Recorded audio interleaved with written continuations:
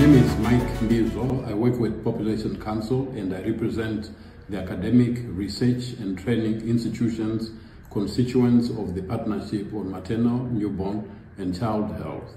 As an organization or as an academic and research training constituency, we feel that it is imperative to accelerate action in response to the adoption of the new resolution by the World Health Assembly.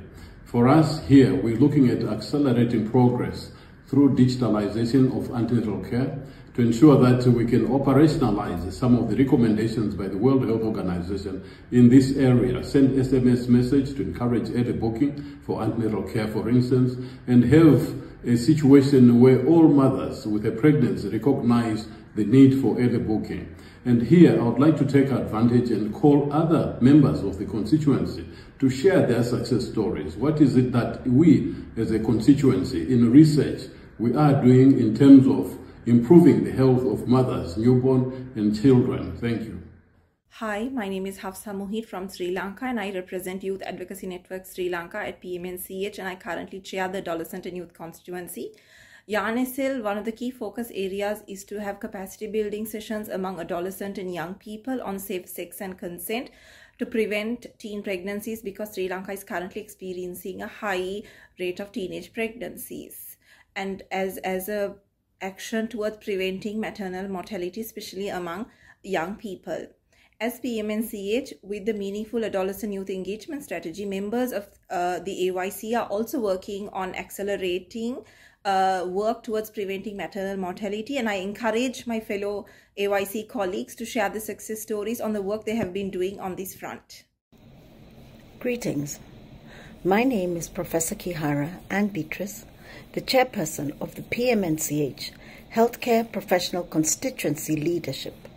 That is multidisciplinary: midwives, neonatologists, pediatricians, pharmacists, and obstetricians.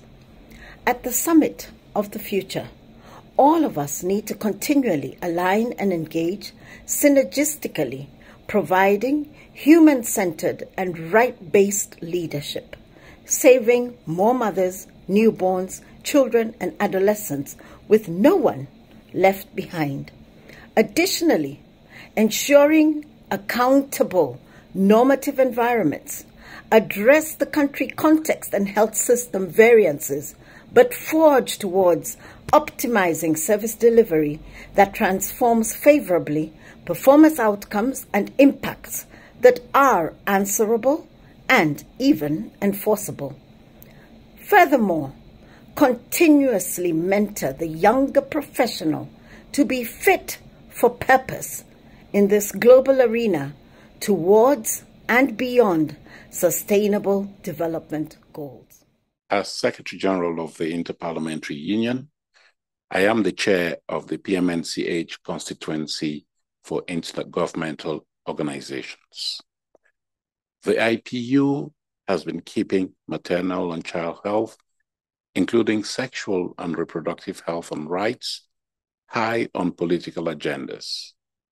We work closely with national parliaments to empower them to become effective agents of change for women, children, and adolescents.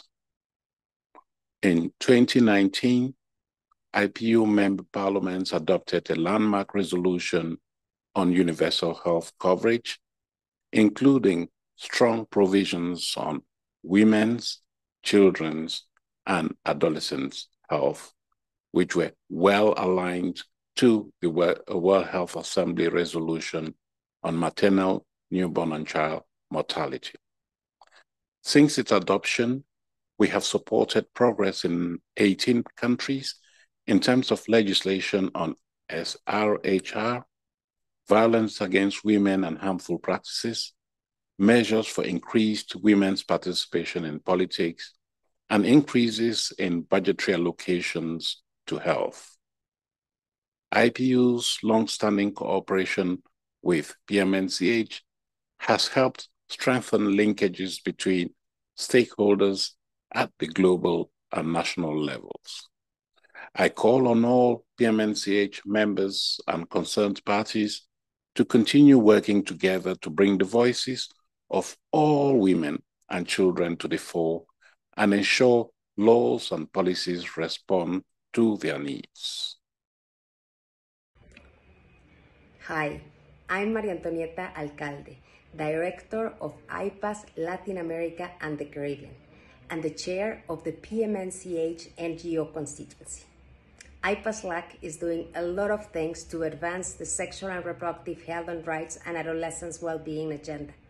For example, using technology to bring information to the people that need it the most, like the chatbot that we developed for migrant population to inform the migrants that are crossing through Mexico about the sexual and reproductive health services that they can access, including safe and legal abortion. This is just one example, but we also want to hear from you. What are you or your organization doing to advance this important agenda? Hello, my name is Charlotte Ersbøl. I'm a senior advisor with Ferring Pharmaceuticals and our Project Family Safe Birth Initiative. I'm also the private sector constituency chair of PMNCH. I am here because we are facing a maternal health emergency and we have to act now. Ferring has one of the solutions that could protect mothers' lives from preventable causes. Our heat stable capitocin can prevent postpartum hemorrhage, and it was developed to address some of the challenges that many women and healthcare workers are facing in low and lower middle-income countries, poor quality and affordability being among them.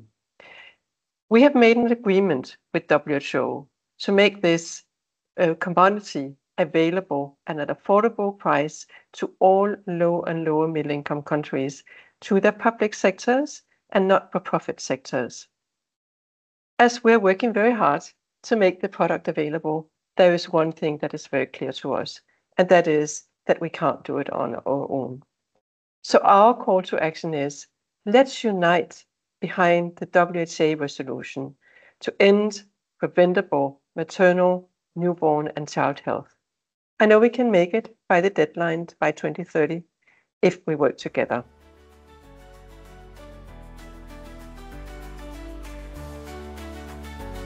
Good morning.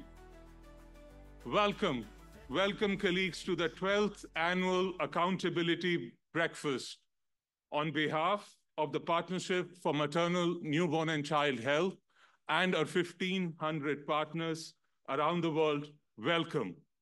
This is your annual accountability platform to demand accountability for women, children, and adolescent health. 66 women, 541 newborns, and 13,000 children will die in the next 2 hours. They are dying of preventable causes on our watch. 218 million women continue to be denied access to contraceptive services every year. 35 million face unsafe abortion every year. Increasingly, laws, policies are being enacted to deny women and girls their bodily autonomy, the basic right to make decisions about their sexual and reproductive lives. Conflict, humanitarian emergencies contribute to over 50% of preventable maternal, newborn, and child mortality. Business as usual will not work.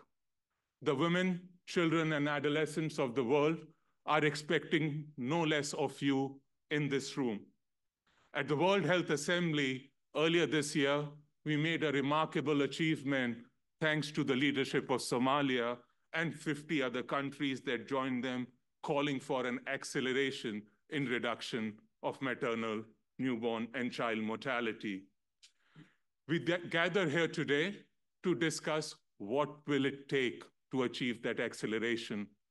Words are good, actions are important. There cannot be a future for our humanity if its mothers and newborn continue to die. There cannot be a pact for the future if the young people are not at its heart. To discuss this and much more, it is my pleasure to welcome the very inspiring, phenomenal Kate Gilmore, the chair of IPPF and former Deputy High Commissioner for Human Rights, to take the discussion forward. Welcome, Kate. Over to you.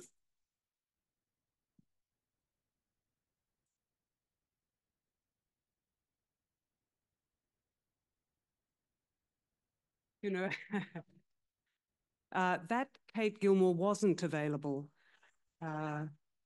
this morning, so you'll have to suffer with me. Thank you, dearest Rajat, Excellencies, distinguished guests, ladies, gentlemen, friends, troublemakers. Safe abortion, comprehensive sexuality education, contraception outside of marriage, sex beyond the reproductive years, sex before you can even consent, the first 1,000 days, pleasure, not just disease, trans rights, the rights of sexual and reproductive health workers to go to work without attack, more midwives, more commodities, more reliably, more investment, sex workers' rights, countries' priorities respected by multi-country actors, integration of SRHR and HIV services, sexual and reproductive justice, Taylor Swift. Oh, damn it, that's another event. I'm sorry.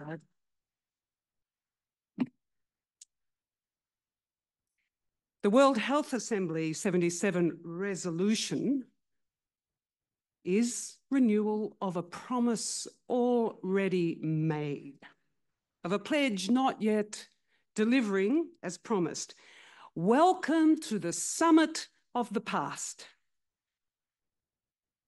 We are not on track to honour the SDGs for women, children and adolescents. And there's only 5 years left, and a far bolder course of action has to be set, and it's a tougher time in a tougher world facing a possibly even tougher future.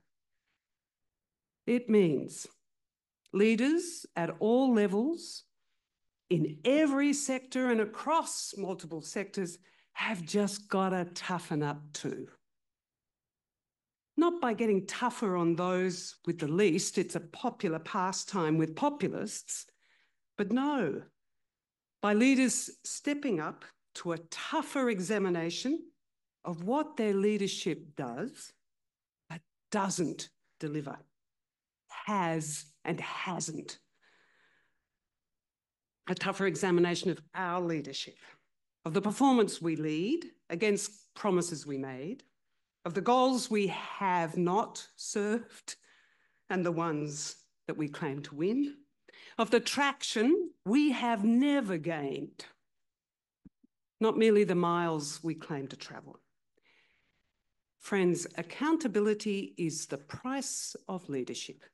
If you ain't ready to be accountable, you ain't ready to lead. So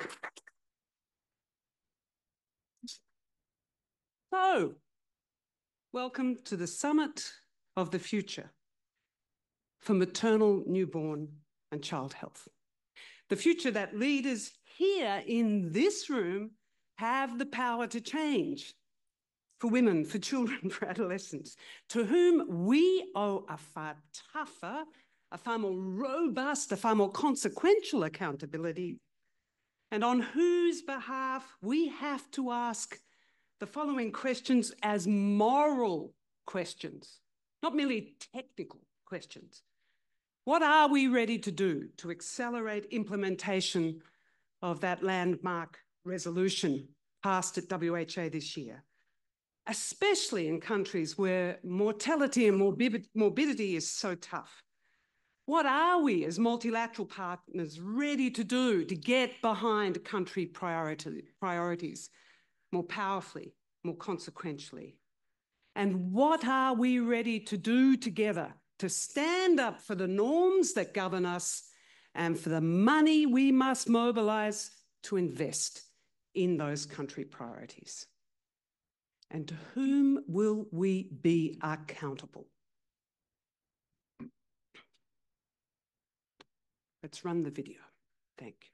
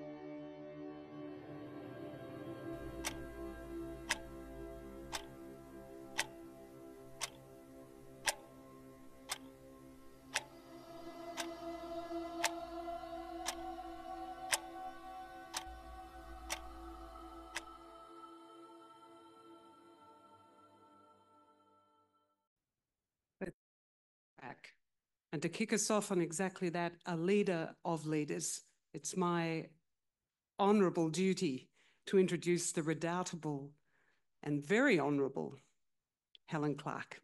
Please welcome her.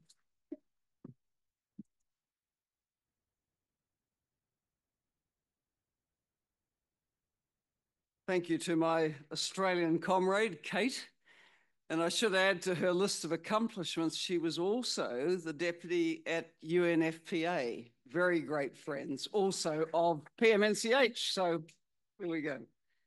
Well, good morning, everybody, ministers, and all part of the big family of PMNCH. And we always say at that point, the world's largest alliance for women, children, and adolescent health.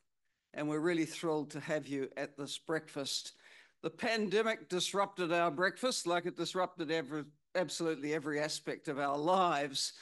And I recall post-pandemic sitting in a small room with a video line and trying to run the breakfast like that, but it's so much more wonderful to have everyone here in person. So thank you for making it a priority in what for many of us is a pretty torrid week with a great many events. And I want to thank the small and dedicated team at the PMNCH Secretariat for bringing it all together once again. Thank you. As is clear, we gather here knowing that the Sustainable Development Goals can't and won't be achieved without women, children, and adolescents being part of that achievement. We cannot leave them behind. We also gather here on the first day of the Summit of the Future, and as the leaders are gathering for the high-level week at the General Assembly.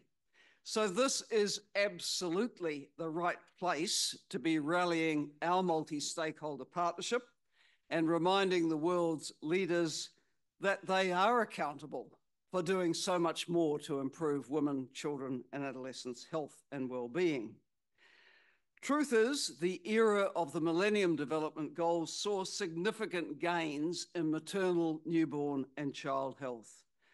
but the trends since are not so encouraging. In an age of multiple crises, women, newborns, and children are very badly impacted, and we have WHO to thank for collecting the information that shows us what's happening. Global progress to reduce maternal mortality has been largely flat since 2015, and progress is slowing on reducing newborn and under 5 mortality. It is shocking that one pregnant woman or one newborn dies every 7 seconds. WHO evidence. Yet there is so little global outcry or sense of urgency to act on an emergency which has to be tackled head on to meet the SDG targets. 5 years to go. What can we do? As well, we know that many millions of girl children give birth every year, which so often ends their opportunity for education and thwarts their futures. Worldwide, we know that more than 650 million women alive today were married as children, and that those numbers are added to every day. So many millions of women have an unmet need for family planning. Each year, there are an estimated 35 million unsafe abortions, which may result in life-changing injuries for millions and the deaths of many every year. We have to fight for the right to safe abortion. And we must ask why 3 decades after the Cairo Conference on Population and Development and the Beijing Platform for Action and numerous other declarations, goals, targets, commitments made, reaffirmed, why do we still face so many barriers to improving women, children, and adolescent health and well-being? What is holding back governments and institutions from realising their commitments? Advocates, including PMNCH and this wonderful family which you here today represent, have been calling for action and accountability for many years. But as Rajat said, we now need business unusual and a strong push for accountability for commitments made if we are to reach the goals and targets and realise the commitments which have been made. It was encouraging that at the World Health Assembly in May, a new resolution on accelerating the reduction of maternal, newborn and child mortality was co-sponsored by 51 member states and passed. And that provides a fresh opportunity for accountability, doesn't it? New commitments made, new resolution, emphasising the importance of saving the lives of pregnant women and their babies. And also, never forget our mandate to ensure that every child has the opportunity to survive and thrive. Around our world, many are living in a state of war or conflict. The impacts of climate change are increasingly felt. Every country, people are facing cost of living pressures and the risk of future pandemics, even as we try to recover from the serious impacts of the last. These crises all have gendered impacts and contribute so significantly to the feminisation of poverty as women, girls, and marginalised gender groups bear a disproportionate burden. So we do need bold action.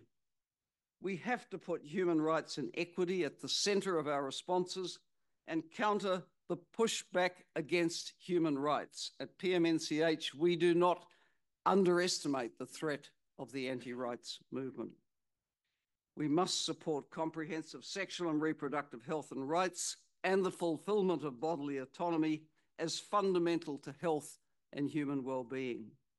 We must work across our partnerships and beyond to address the complex social and commercial determinants of poor health outcomes for those we serve. We must mobilise political leadership and decision makers around this agenda. And we do have leaders stepping up for this with the new Global Leaders Network, supported by PMNCH and led by President Ramaphosa, and we will be meeting with that again in the coming week.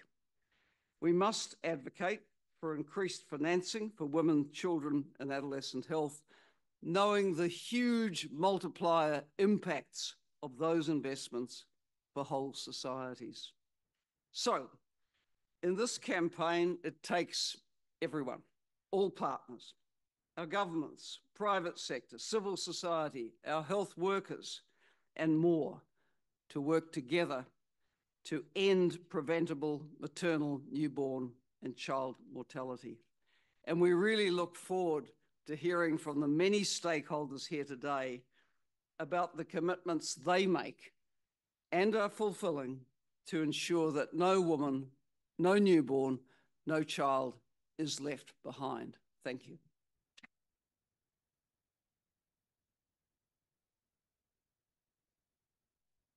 Thank you so much, Helen, for that inspiration and the challenge too. Dr. Bruce Aylward, WHO. Bruce, can you share with us how you see the importance of this landmark resolution at WHA this year? Sure. Thank you very much, Kate. Honorable Chair, Excellencies, friends, and troublemakers, I heard. Who are the troublemakers? Right, I want to keep an eye on them. I'm going to turn my eye another way through this. I don't think we have enough troublemakers, actually, to take this agenda forward. Look, I received multiple emails the last couple of days. Again, first thing this morning, you have 3 minutes. So 3 comments in 3 minutes to help set the stage for today. First, I want to come back to what we've heard repeatedly already, the numbers. By this time tomorrow morning, by the time we get out of bed for the next event tomorrow morning, 800 women are dead, 6,500 newborns are dead, and 16,000 children are dead from largely preventable causes. And we're meeting in a magnificent paneled room like this. These people are not in rooms like this, obviously. They're in the most vulnerable, challenging environments in the world, which Ted will talk a little bit about next, and why that is so important that we get out of these paneled rooms and get into those areas. So those are the numbers, and those numbers have not changed since we sat in rooms like this just 1 year ago. That's the bad news. Now, things have changed. It brings me on the second point since last year. One of the most important things that changed were people took note of the numbers I just said. And 194 WHO member states, that's a lot of firepower, came together and they ground through trying to agree on a resolution about how do we move the needle on this. Madam Chair, I want an extra 15 seconds, if I might, because I need those to recognize somebody in the room that you're all going to clap for. Those resolutions don't happen by accident, and they're really hard to negotiate on issues like this. And it's only when you have really strong, credible, legitimate leadership driving them that they happen. I'd like to recognize DG Ali of Somalia, because Somalia,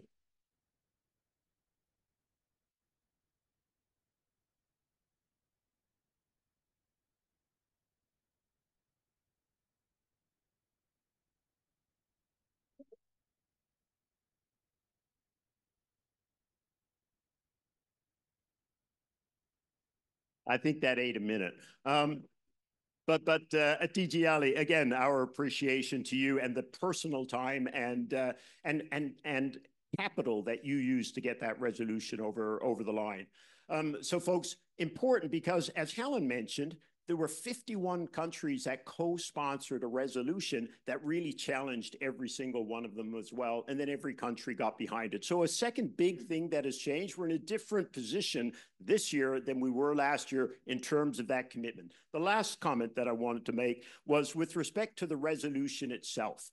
Many of our resolutions at the World Health Organization, I'm the first to admit, they are statements of intent. We would love to see more flowers, a bluer sky, and greener grass in the world, and we all go home. This one isn't. This one really digs into what do you actually have to do to move the needle, and are you committed to do it? So there's more than an intent. It's also on specific actions. And action number 1, focus. The key causes, the key countries, key counties, I wanted a third C, or areas of countries that where we really have the challenge. You got to focus.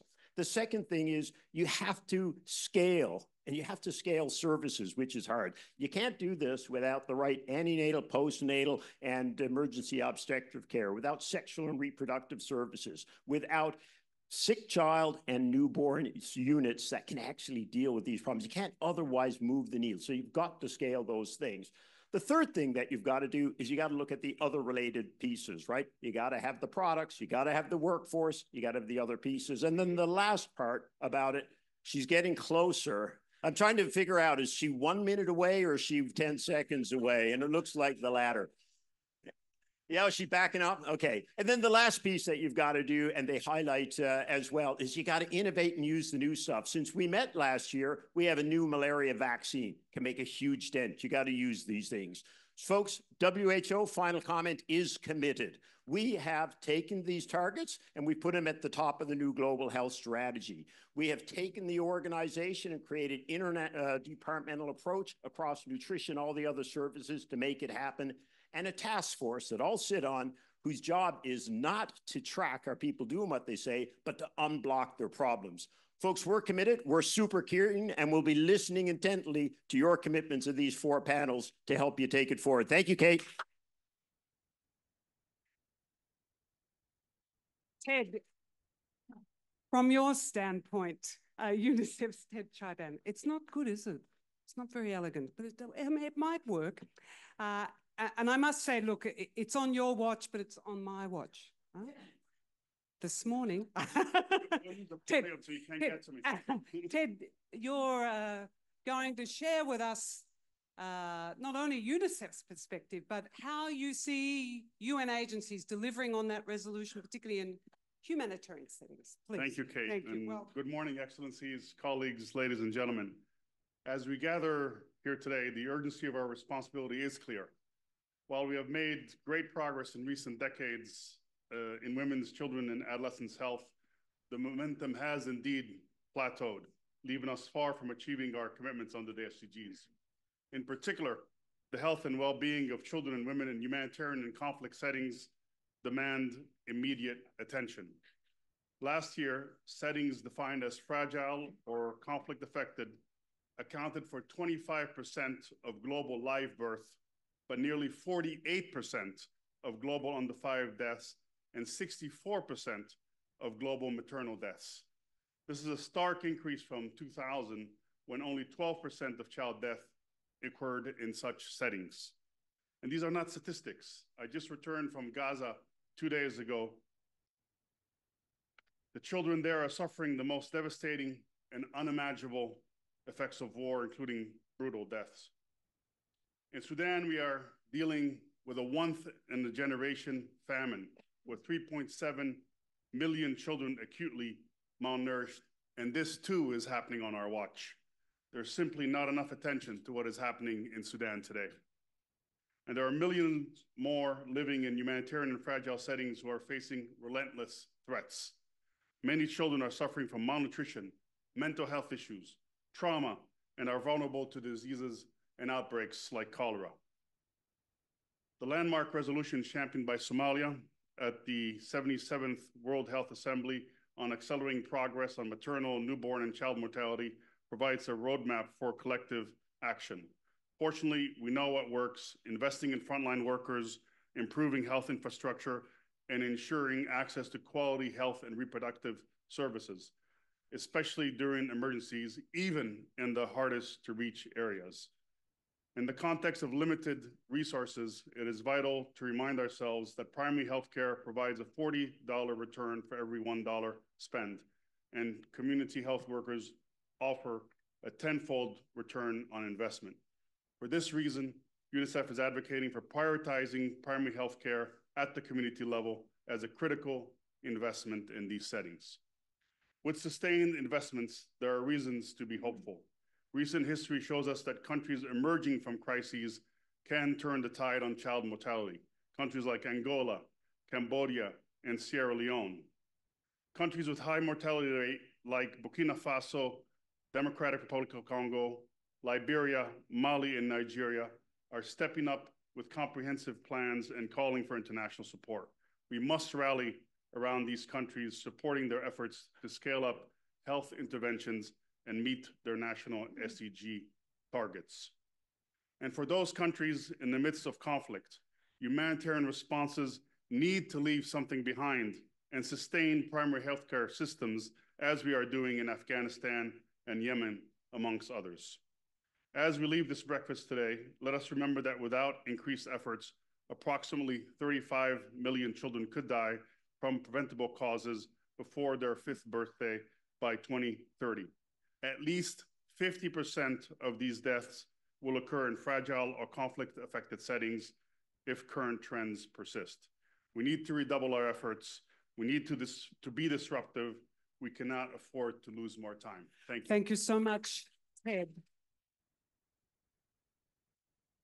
We've talked already about troublemakers and change brokers. It is really time to think about other points of leverage, and it gives me great delight to move us now to a conversation with leading civil society agents of change. And I want to start with Anu. IPAS is Anu. Thank you. Sorry, I've mispronounced that. It's Anu. Anu. Well, it's not so bad. Anu. Anu, from your standpoint, what can and will civil society do at this tough time, and what change can be brokered through stronger relationships with civil society? So, first of all, thank you so much for inviting me for this very important conversation and discussion. You know, when I was reading through the WHA77 resolution, and I'm delighted that you feel it's powerful and important and will lead to progress, I was really struck by the long list of issues that contribute to the mortality that we're facing, that we've known about for a very long time. We are still dealing with lack of clean water, inadequate sanitation and hygiene, malnutrition, lack of literacy among young people. There are some new things on the list. COVID-19 is a new thing, but pandemics are not a new thing. So I guess what I'm really struck by, first of all, is that we have not addressed the basics. Still, in 2024, we are still talking about a lack of clean water. It kind of boggles the mind, honestly. So it's, to me, from a civil society point of view, and looking at governments and looking at the major financing agencies, this is a matter of priorities. We have to prioritize the things that matter, and we all know what those things are. We've just heard the list of them, and we've heard the consequences of lack of priorities. One thing I did not see in the resolution, and I have not heard addressed yet openly, although actually, no, that's not true. I think, Rajat, you did address it, or maybe Helen addressed it, which is the rise and power of the anti-rights movement. This movement threatens to hinder not just the things that we've achieved, modest though they may be, but certainly our future. We underestimate this rabid anti-choice, anti-rights movement. Their aim is not just about abortion, which is, of course, the issue that I care deeply about as CEO of IPAS. You know, our focus is on access to abortion and contraception and building resilient abortion ecosystems. And yet, abortion is connected to so much more. And the anti-rights movement is absolutely aware of this, and this is what they're after. They're after undermining and undoing the human rights framework as a whole. We need to listen to them. We need to take them seriously. What is the Maya Angelou quote? When they tell you who they are, listen, believe them. Thank you. Believe them, yes. So we must believe them. This is what they're aiming for. And, you know, it's not just about abortion. It is much more broadly about comprehensive sexuality education, about public education as a whole. So I feel like that needs to be added to the list as well. So, am I running out of time? Okay. I shall hurry it right up. So let me just then conclude, Kate, by saying that I think from my point of view as a leader of a civil society organization, what would help us is having true partnership and commitment including funding from the major agencies that are working in this area in order to scale up our efforts. We just can't do it. I mean, the amounts of revenue and money that we're talking about are just ridiculously paltry compared to the needs at hand. So if you truly wish to be partners for reproductive justice, you have to prioritize this. This has to be an important part of your agenda because it certainly is an important part of our agenda. Thank you. So much, Anita. It's extremely powerful. Sarah, can I invite you to come to the microphone? I know that young professionals, youth movements have been at the forefront of the demand for change. What do you need from all of us to drive that change? Thank you so very much. Thank you very much. Hello, everybody. Thank you for having me. Thank you for the invite. There's a lot to be said, but I try to really shorten and keep it to 3 minutes. So the first thing that I want to touch on is that despite the fact that there is progress in terms of MNCH and when we think of immunization programs, like the Big Catch Up, SRHR educational campaigns for adolescents, guidelines for pregnant women, we as youth in like civil society organizations, we see that the gaps in primary healthcare and access to healthcare services in general are actually the factor that that it prevents us from making real change on the ground. And our few examples that I want to mention here are first, that we cannot expect or ask women to put their health first throughout pregnancy when we don't give them or we don't tell them where to go to or whom to go to whenever they need support. Similarly, our current practices do not necessarily reflect the negative impact, for instance, of climate change on children. It is not the same as the impact on adults, and this is not necessarily reflected in our practices currently. These are just a few examples, not to make it so long, but I believe that this is where civil society comes in, as we always try to make change on the grounds. We are firm believers that this is where real change happens.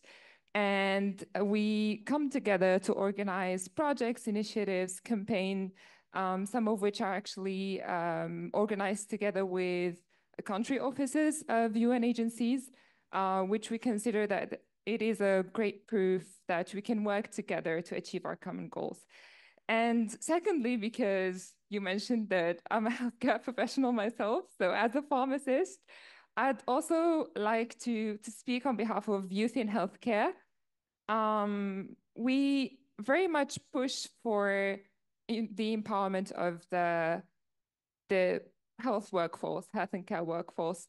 We believe that there is a real need for improved training for young healthcare professionals, and also improved education for future healthcare professionals as well, as they are the ones who will face the patients, they are the ones who can make change. Two things that I also personally believe, and at IPSF we also think the same. We recognize that the government policies are very, very crucial, but 2 points are very important to us. One is that these needs to be outlined together with the support of healthcare professionals. It is very, very important. And the second point is that this should go hand in hand with empowerment of the healthcare workforce. And yeah, these are just the 2 points that I wanted to focus on to make it short. Thank you very much. Thank you so much. That's magnificent. Thank you so much, Githinji. Up here. PMNCH has plans for country collaboration. Can you tell us about what you think is going to lift up country collaboration with greater effectiveness? Thanks. Thank you very much. There are no longer plans. We are actually doing it. And the realization, and I know I have only 3 minutes, so maybe walk there and get a cup of coffee. It's very good coffee. But I mean, Kenya coffee. So let me just make this point that I've seen the numbers here. You've all seen them. You know them. We don't have to repeat them. But they're in the millions, right? Only about 250,000 people die annually from gun violence, 250,000. The numbers we saw here are preventable through policies and actions. So I just want to make one statement. It is actually those that hold policies that are more dangerous than those who hold guns. Remember that this is policy work. And policy work happens at a national level. So PMNCH and many others have been involved in the process of collecting commitments on policies that can change service delivery, financing, and outcomes to reduce these preventable deaths. And we've been at it for years. However, we must ask ourselves, what is a high-quality commitment? A high-quality commitment that actually delivers for these people we're talking about here is a policy that is authentic.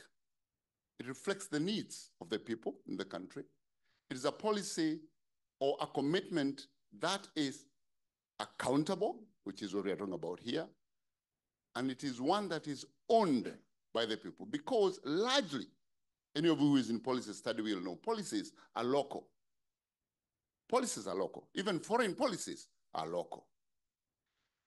Therefore, we ask ourselves the question, what is it we can do to these commitments on policies for better services, financing, and saving lives? We have to go local. And PMNCH decided to go local and create the collaborative advocacy action plans at a country level. You go to the country, you say, this country has been making commitments for the last 10 years to PMNCH, and we have all listed. But are they owned locally by the stakeholders for whom they are meant to change their lives? So we went down to countries, and I'll give you an example of Malawi, where we have been working. We went to Malawi, we got together all the multi-stakeholders involved in this, government, private sector, civil society, and all other individuals like UNICEF and UNFPA and everyone else involved in this agenda of saving preventable, of ending preventable deaths of women, children, and adolescents. And we counted 60 commitments that have been made by the government of Malawi. Though there has been some progress, progress would have been faster and more robust and impactful if actually the discussions of those commitments were happening at a country level. So through this, we got together, got all these stakeholders together with the government leadership, because at the end of the day, it's the government. And we managed to go through all these commitments, to reflect on them. And on 1st of August, the government actually launched a new agenda for the ownership and accountability for those policies and those commitments. This is what we are doing in 10 countries. This is what PMNCH hopes to do in more countries, Rajat. And this is what needs to be worked on. Remember, it is those who hold policies that are more dangerous than those who hold guns. So we have to support those who hold the policies to make sure the policies can actually save lives. Thank you. Absolutely, please. Professor Agbessi, may I invite you to talk to us a little bit about how you see data or analytics, empirical evidence helping motivate our own accountability. Please, sir. Thank you very much, and thank you for inviting me to this morning gathering. This is really timely because I'm actually on my way back from a gathering, a countdown workshop that we held in Tanzania that brought together ministries of health, data analysts, in-country public health institutions to analyze and review the data on maternal and perinatal mortality. Where are they? What are the opportunities for strengthening this data for progress monitoring at the country level? It's very successful workshops. And so Many of you have heard about Countdown. The Countdown focuses on analyzing data on coverage, equity, drivers of coverage, mortality, to really call on accountability and progress at country level. And since 20 years ago, we've been focused on at global level for analysis. Later on, we conducted several in-depth case studies to understand the drivers of progress in maternal and newborn and child health and nutrition. And I remember during this breakfast, one of the breakfasts, we brought Niger and Minister of Health to present the data, the result, and take those for policy improvement. So since the SDG era, we've pivoted to building the capacity of the countries on analyzing their own data and using this data for improving program and policies. So we work with the African Population and Health Research Center, APHRC, and the Global Health, Global Financing Facility, GFF, to establish collaborations at country level, continue collaboration where the Countdown work one-on-one with these countries to analyze their data, including routine health information data, surveys, health system data, to generate results that support performance reviews, annual performance reviews of the national programs. And as part of that, we hold annual, every year, a workshop that brings together all the countries. And this year we had about 300 participants, 5 participants per country. We currently have 26 countries with this collaboration through APHRC and GFF. And the country teams include, the analysts from Ministry of Health, a representative of the leadership of Ministry of Health, in-country research institutions working together on this data so that they can generate results that they understand, they can interpret them, and they can make recommendations on themselves. So this year, they produce what we call chat books. In PowerPoint, they're designed to be easily interpretable, and they can be taken as is for dissemination at country level. And I'm told these are available on through the QR code. If you cannot find it, you go to countdown2030.org. You will see all the output of the workshops, the chat books, and a video of countries reflecting on the utility of those workshops. But most important, coming out of the workshop is the dissemination that's done at country level, right? There are several layers of dissemination. Countries go and bring together the Secretary General for Health, the director, the regional directors, all the staff in the Ministry of Health to discuss their results, understand them, and make recommendations. In addition to that, they also hold meetings with the data producers, data gatherers, health information data to understand the quality issues that were spotted and make recommendations on those. So this is 3 long minutes, but I invite you to look at the website for more of the output of these workshops and the dissemination event. Thank you very much. That was brilliant. Absolutely brilliant. We've heard about change makers and troublemakers. It's time for deal breakers. Joy, can you welcome Joy Phumaphi, please, to the floor? She needs no introduction. I'm handing over to her. You'll be pleased to know. Thank you so much, Kate. Very privileged to be here once again. And like Helen has said, this is absolutely amazing. Your Excellency, former Prime Minister of New Zealand, global leaders, our honorable ministers, the holders of the policies at country level.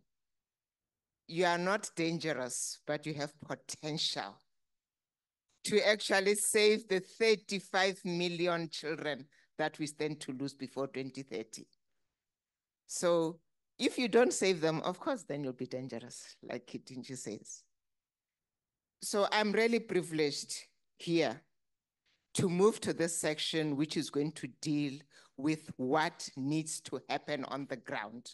What is the change that is required? What is this latest evidence? These tools that we have that has been shared with us, how can they be applied at country level? And I would like to call to the stage His Excellency, the Honorable Dr. Aaron Motsoaledi, Minister of Health of South Africa.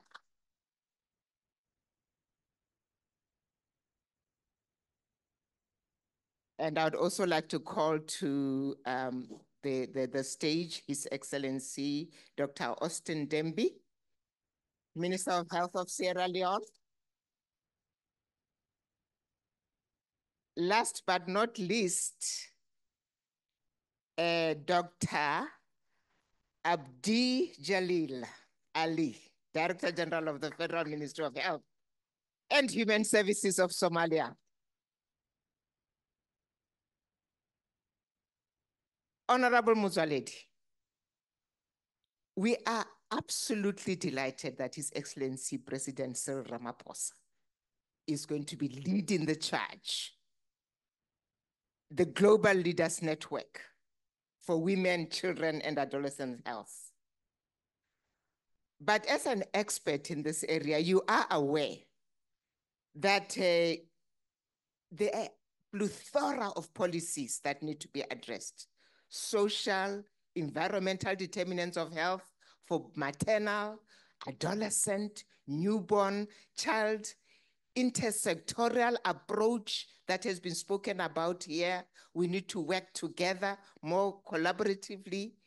And how are we going to achieve this? And what is His Excellency's approach in this leadership process? Thank you very much, Joy. Good morning, colleague ministers and former heads of state and people gathered here today for this very important occasion. Joy, I was not aware that I'm an expert. You said something about me being an expert, and I'm confused because in South Africa, an expert is anybody who opposes progressive government policy. The media, yes, the media immediately give them the title expert. I was not aware I'm one of them. Secondly, there's been a lot said here about troublemakers coming from a former apartheid state. I was wondering who the troublemakers here are and what do they do? But coming from South Africa, I know that a troublemaker is anybody who fights for justice, for a just world, for things to change because you'll irritate some. Now, I want to state it very clear that it's very important that we must understand that in order to win this battle, we have got to mobilize those people who have got power, those who make the rules.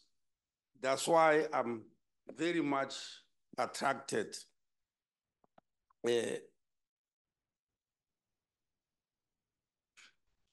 to the story that those who make policy, as my colleague here has said a short while ago, are more dangerous than those who wield the guns. I agree with that statement because I've seen it over many years. We should not believe, as we're saying, that the heads of states who are the ones who wield the power to make policy understand these issues the way we understand them, and we take things for granted. I attended a meeting of the African Union. That's more than a decade and a half ago. I think it was held in Uganda, where the musician who we used to call, we like calling the Princess of Africa, because she's an ambassador of many of these events and many of these processes. Yvonne Shagashag came to address heads of state about this topic of maternal and child mortality. And a head of state there, very innocently, and you could see he was not doing any harm, according to him, said, look, ma'am, we are here at head of state to discuss extremely important state issues, extremely important. And that meeting, there was tension. I can't remember what was happening on my continent that brought that tension. That's not the topic for today. But there was a lot of tension where head of state has to take harsh decisions. And the head of state said, ma'am, so you want us to stop these very important state issues and come and talk about breastfeeding? Yes, because the issue of maternal and child health, and that's how he really viewed it. And Yvonne, ever awake, said, Mr. President, if your mother did not breastfeed you, you wouldn't be a head of state today. That's where distance starts. Yes, you wouldn't be a head of state because, yes. So you must understand the value of women, yes, in making you a head of state. But I am saying it is not something that is easily understood. It is not only heads of state, I must tell you, that we must target and explain. The World Health Organization has called for all countries to start universal health coverage, as we know. Let us understand that when you have got universal health coverage, the biggest beneficiaries will be women, children, and adolescents. That's for sure, because they are the ones who are the poorest in each and every country. Once you have got universal health coverage, you actually help them. Now, in my country, in South Africa, we are coming with a concept called national health insurance, which is a form of universal health coverage, because many women and children die simply because they don't have money. That's a fact. So we believe once we come with NHI, which is pooling funds to provide access to quality, affordable health care to each and every individual, irrespective of their socio-economic status. Because once socio-economic status determines the type of health care you're going to receive, women are out already. As you know, they are usually, mostly in every country, at the lowest level of socio-economic ladder. Now, we are coming up with this national health insurance. Who are the people who are opposing us? It's big business. 99% men, or 99.9% men, who are saying, no, this will collapse the economy. In 2010, when South Africa was hit by the biggest HIV/AIDS pandemic ever, and we wanted to start the biggest antiretroviral treatment program in the world, which we have now, 5 million people on ARVs. The people who were suffering the most and dying large numbers were women and children. And the first question I was asked is, can you afford it? Where are you going to get the money from? And my question is, can we afford not to? Yes. Now, I am saying the same today. And when I say don't target only head of state, target also the rich men with influence, Joy. Yes, because the Danish pharmacist and industrialist who lived between 1823 and 1884, Alfred Benson, said, those who have the gold make the rules. And it is men who have got the gold who are making the rules of how women must live. and whether women must survive or not. Those are the ones who we must target. Now, as a troublemaker, I'm not sure whether I'm a former troublemaker, Joy. In my conclusion, as a troublemaker, I've been a troublemaker since my student days because it is not possible to be a student and be socially conscious in South Africa during apartheid and not be a troublemaker. Otherwise, you have no heart. But because I've got a heart, so I was one of the troublemakers.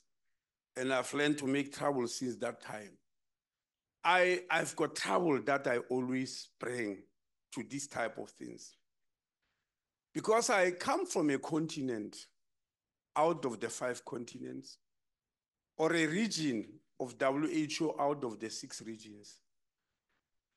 Continent which is the only one on this planet where when a head of state is sick, they must go to other countries to ask for help.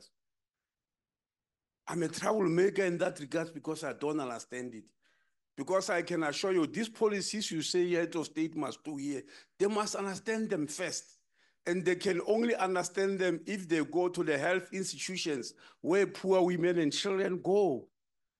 Not some, yes, they can only understand that this is trouble here. When you are sick and you are a head of state and you go somewhere where there's everything, you start believing that all healthcare systems look like that. They don't. And this is one of the battles in making trouble that we want to make. I believe in my country, this maternal and child mortality rate will go down the day heads of state stop leaving the continent and go to look for healthcare elsewhere. Look it at home, look for it at home, because then it will be the standard, their standard, which also poor women and children will get. Thank you very much. Thank you. Thank you so much, Honorable Motsoaledi. So you've thrown down the gauntlet. All African countries must provide the quality of health services that is going to save those 30 million lives, regardless of where they are and whatever the income that they are making. Now, Honorable Demby, Sierra Leone has made significant strides in maternal, newborn, and child health under your direction and leadership. So within the challenges that we are currently facing, Honorable Motsoaledi talked about the need to engage the private sector. Everybody must come to the table. You are also dealing with climate change. You are dealing with conflict, and you are dealing with pushbacks on human rights. What do you feel is needed to get us over these hurdles? Well, thank you very much, Joy. I think for me personally, I am one of these troublemakers, but a very angry troublemaker. I am angry because it's unconscionable for a woman to be pregnant and get ready to deliver a new citizen of the world and to die in that process. It's completely unacceptable. Not even one is allowable. For children, you know, children may account for a proportion of our population today, maybe 20%, 30%. But they are 100% of our future. So they matter, they count, every one of them counts. So let me just talk about our experience in Sierra Leone. I think we are fortunate to have President Bio, and a First Lady, Madam Fatima Bio, and also a history of a country that acknowledged that having the highest maternal mortality rate in the world is completely unacceptable. And so over the past years, with very, very active work, we've reduced maternal mortality from 1165 or so in 2013 to about 443 in 2020. So, and it's coming down even further. We believe that we could get to less than 70 per 100,000 by 2030.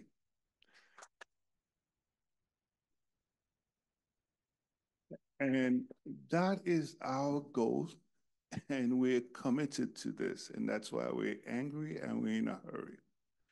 What that means is you have to do things that will bend the curve. You cannot slide to 2030. You have to do some things dramatic that will bend the curve. And for us in Sierra Leone, one of the critical things is, let's look at the success factors for what led us to reduce maternal mortality by 60% in those years.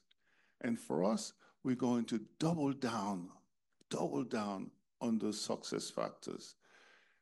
First, we've created access. About 85% of the population have a health facility within a 5-kilometer radius of wherever they are. What that means now is you've created access. But what about quality? And so we're looking at bringing quality behind that access. Domains of quality involve infrastructure, involves human resources in numbers and diversity, involves equipment and supplies, it involves drugs. And we're going to double down on that. The second thing for us is innovation.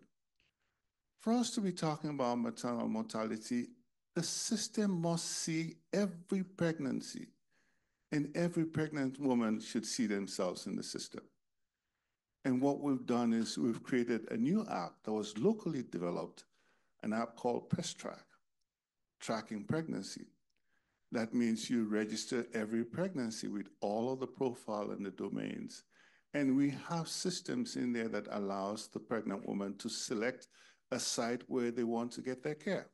Within the 5-kilometer radius, we assign a health officer that will manage that pregnancy, and we co-own that pregnancy with a clear indication that we will follow this pregnancy to delivery and post-delivery. So PressTrack has been extremely helpful. We're launching it, we're taking it to scale in the country. But the good thing about it, it has triggers, such that if you have an encounter with a pregnant person, that the profile says that they've got high blood pressure, they've got diabetes, they've got other underlying problems, it triggers an alarm right away that gives you a flashing yellow light that forces you to refer them to the higher level of care.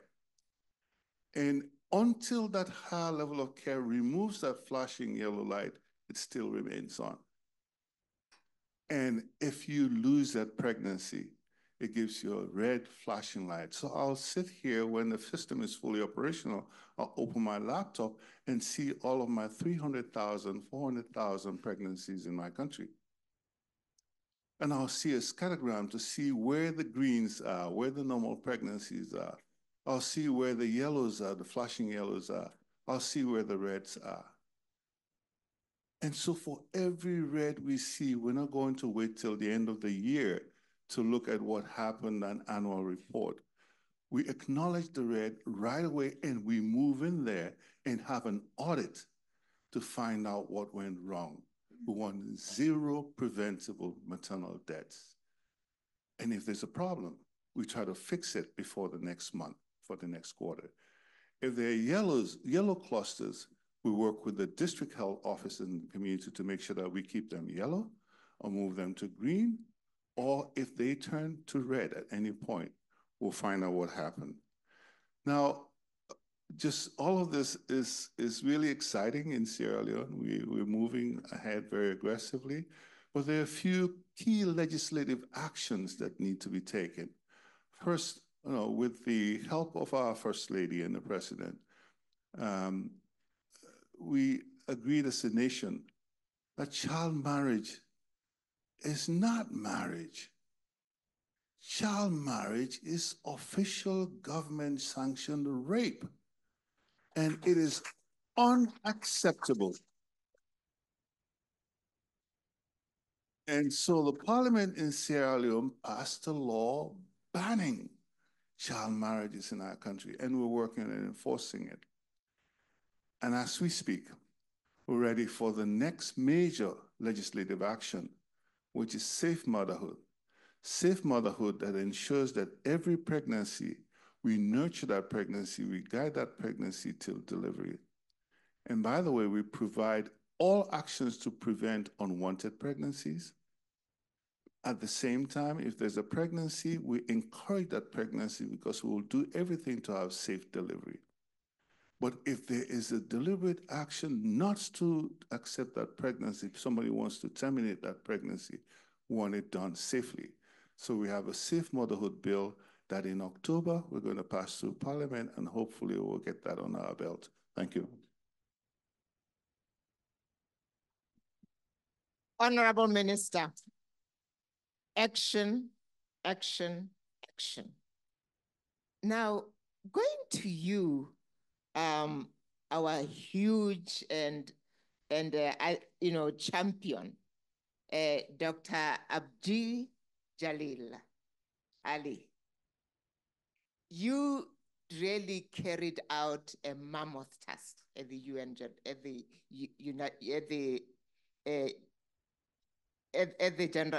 what do you call it? World Health Assembly. I beg your pardon. Now, following this resolution, we need tangible outcomes. The two ministers have talked about tangible outcomes in their countries. What are the other additional tangible outcomes that you feel are needed? And since you're an action-oriented man, I'm giving you 2 to 3 minutes.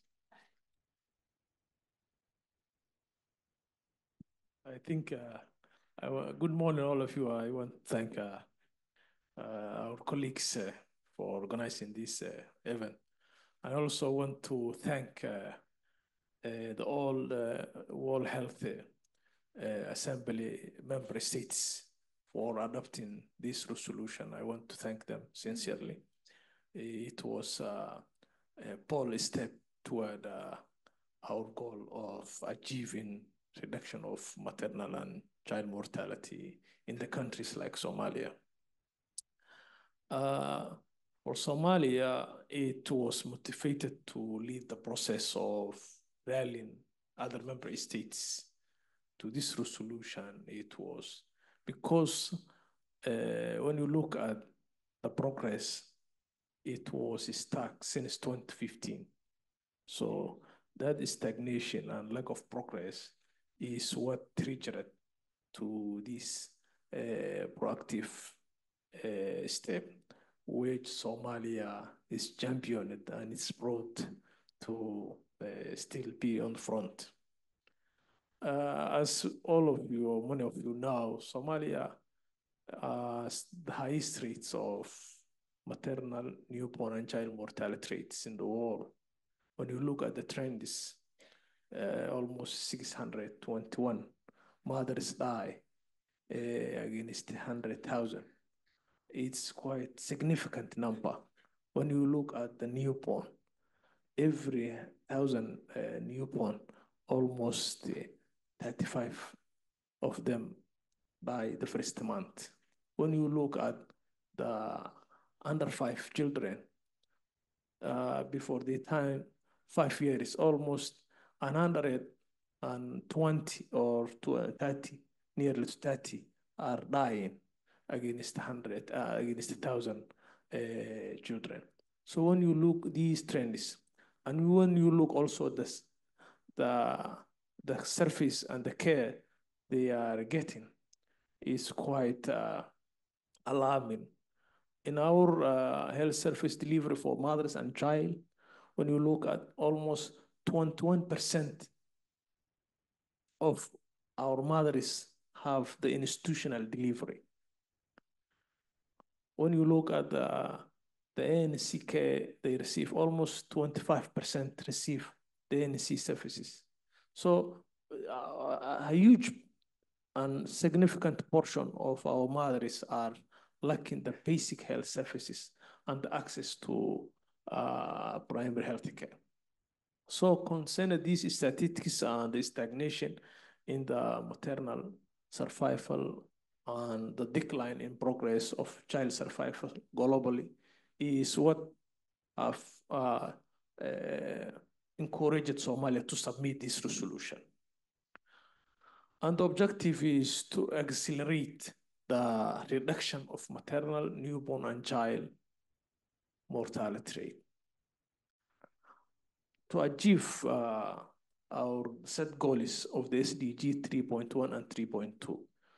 So for us to have tangible actions and to this resolution, we have almost Somalia is a part of the signatories in 3 global initiatives, which is one, every newborn action plan initiative, which is globally, Somalia now is part of it, and now already in progress to do the operation plans and encourage the agencies, our partners and the donors to work together. Again, the other initiative, which is ending preventable maternal mortality initiative also, which is also a global initiative, as our part of Somalia, we are doing to have our commitment to work our partners in the country to reduce the duplication of their efforts and to improve the reduction of mortality. Again, for the highest commitment to show, the Prime Minister of the country have recently launched the National Immunization Task Force. Before, it wasn't such high level commitment. And also, he was launched the Child Survival Forum. So when you look at these commitments, and when you look at the forefront efforts that Somalia is providing to reduce the mother and child and newborn, it looks we are quite on, we are not on track, but we are trying to get back and become on track. So I think the resolution and it was to bring the attention back and to have more investment and financing on mothers, the newborn and child health. So I think if we take the commitment together and start financing and investing our mothers and child health with the commitment of the resolution, we should achieve our set of targets and we will be on track again. As you know, almost 4 of every 5 countries is off track their national targets on maternal mortality. 64 countries are off track of under 5 child mortality rates, and almost 59 countries are off track for newborn mortality targets. So we can be on track if we commit all of us to increase financing and bring more attention to the mothers and child health in our countries. Thank you. Thank you very much. Thank you. I would like to give a resounding applause to our panel.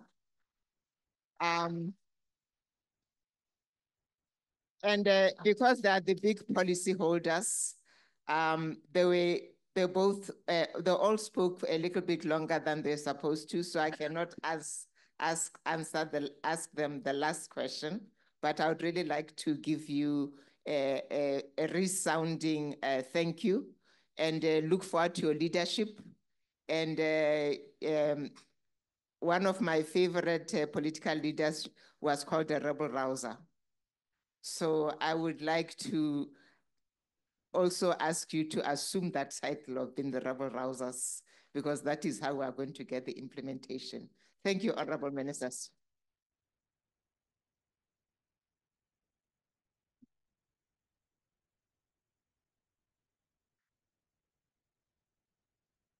Thank you so much, Joy.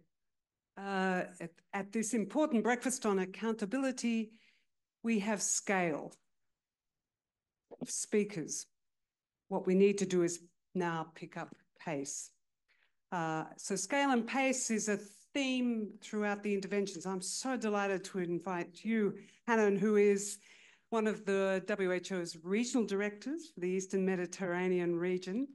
And I'm wondered if you could talk with us briefly about how you see multilaterals, WHO, for example, stepping up to support exactly what the ministers have so powerfully presented, effective country implementation. Thank you so much. Thank you, everybody. Thank you for the invite, Honorable Helen Clark, Your Excellencies. It's the first time for me to be with you all in this amazing event. I'm the first female regional director, so hopefully that will make a little bit of a change. I think that you have made it very easy for me, because speaking after these amazing speakers with the data, I won't talk about that. And I'm so honorable to speak after Somalia, one of my member states, and so proud that Somalia had led this resolution. And I was just being elected at the time, and I saw with our dear colleague, Dr. Jama, who's my senior advisor. He's my senior advisor in the regional office. So what are we trying to do practically? And everybody who's worked with me know how pragmatic I like to be. I'm going to take some of the examples from Sierra Leone. I love the application. I think we need to look into it and how to track every single pregnancy. That's being practical and making things done. The WHO has certain areas of work that can work in favor of this specific topic, as well as access in general. And that's what I'm focusing on with my 3 flagship initiatives. You all have talked about it in your previous speaks. The first one is about access. How are we going to make a reality change when it comes to access? The WHO is going to be, the EMRO region is going to be mapping the steps of access. There are certain bottlenecks that we as WHO mainly own, such as the national regulatory authorities. We're going to be working very closely with our member states on the maturation levels. We're going to be harassing our amazing colleagues in headquarters to work very closely with us. They're very much on board. We're going to be looking within our member states and mapping the private public sector to be able to see how are we going to ensure those commodities, those medicines, and those medical countermeasures are available for the women and children who need them at the right time, all the time, without stockouts, without lack, without empty shelves, and supporting the primary health care. In discussing when I was ADG AMR in Geneva, looking at the whole primary healthcare initiatives, primary healthcare for me is almost like a train. We need to furnish that train. That train needs to have people, it needs to have commodities, and it needs to be where it needs to be. So there are certain things that we're going to be doing with the NRAs, with the access, with the medications, with the private sector, then with mapping what are the biggest bangs for our buck when it comes to that area.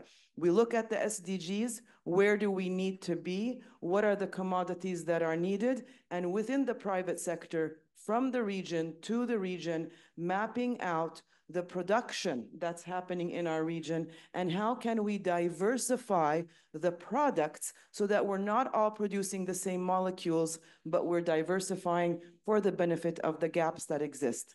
The second flagship is going to, and that's just a snapshot, but there's a little bit more to the access.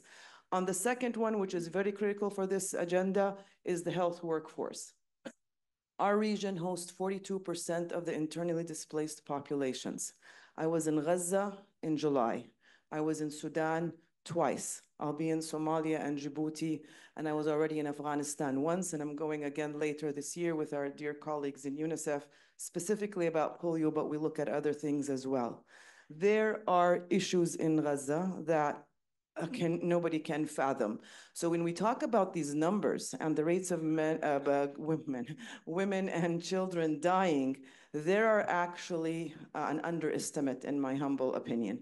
So not only do we need to make this agenda heightened, we need to look at those amazing innovative processes so that we can track the patients where they are. So with those areas, I can assure you that we are looking into our accountability for a regional health alliance with our partners. We will be practical and we will be on the ground to support all of you. And I hope that we can make a difference. Thank you so much. Thank you so much. Absolutely brilliant. Pascale, comprehensive sexual and reproductive health across the life course. Pascale, how are we going to do it? Being future sensitive, sort us out, please. Over to you, ma'am. Thank you. I've been told to face there because there's another camera there, so apologies if I have my back to you. And I'm going to move it a little bit. Maternal mortality, absolutely critical. But guess what? We have to have sex. I'm available. Is that, no, oh, sorry. For that to happen. So I do want to extend the conversation a little bit beyond the very specific topic of maternal mortality, to extend a little bit to comprehensive sexual and reproductive health and rights across the life course. Recognizing that these are fundamental rights of individuals to make decisions about their bodies and sexual lives. We need to demystify and normalize this agenda to take away all of the, well, at least as a very strong strategy to counter the resistance. If we don't make it normal for all of us to be able to talk about sex, then it will continue to be a bit of a problem. It is a human rights issue.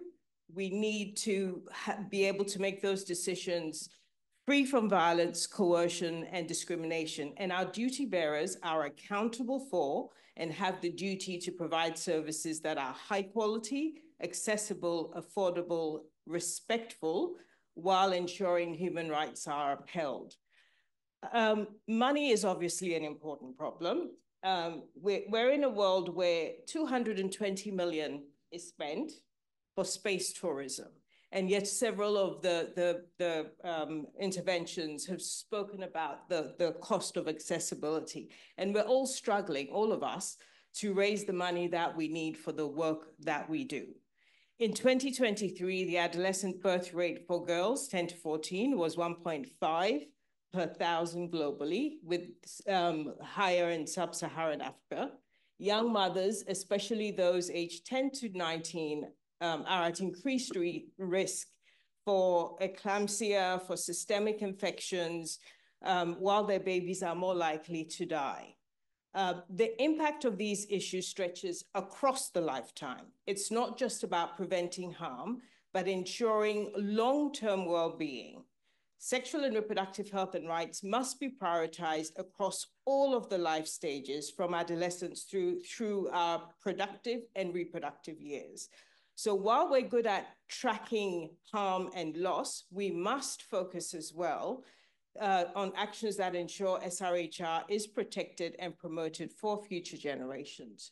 So we have, and there was supposed to be a spinning wheel of 5 new entry points on a report that we have raised on SRHR through science and evidence, moving beyond just being reactive to the anti-rights backlash, but proactively preparing for the future. We have to normalize SRHR to try and clip the wings of the anti-rights movement.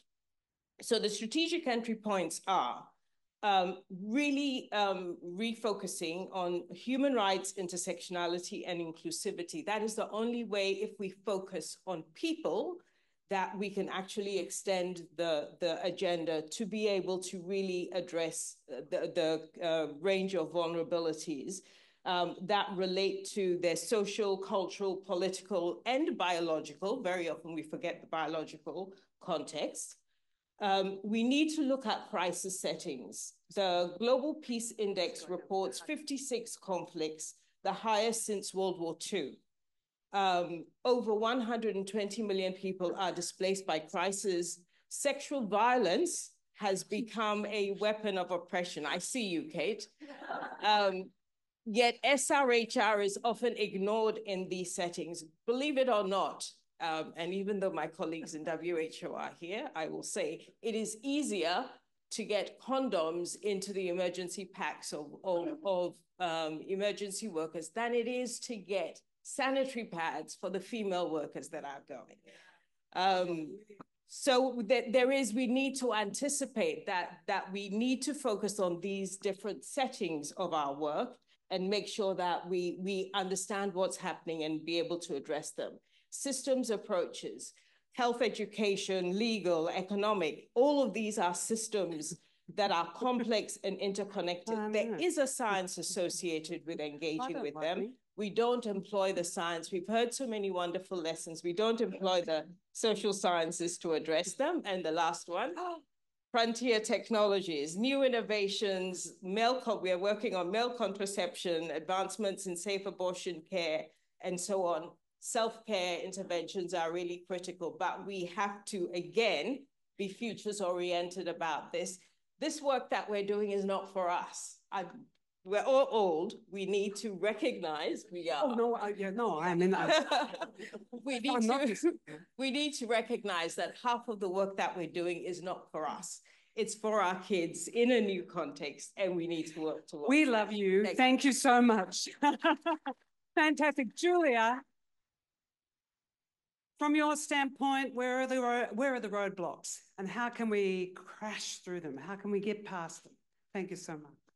Thanks, Kate. So as others said, this is a really critical time. I'm giving us 6 years actually to September 2030, which is a little more than 2,000 days, and there's a lot of work to be done. So I want to make 3 points.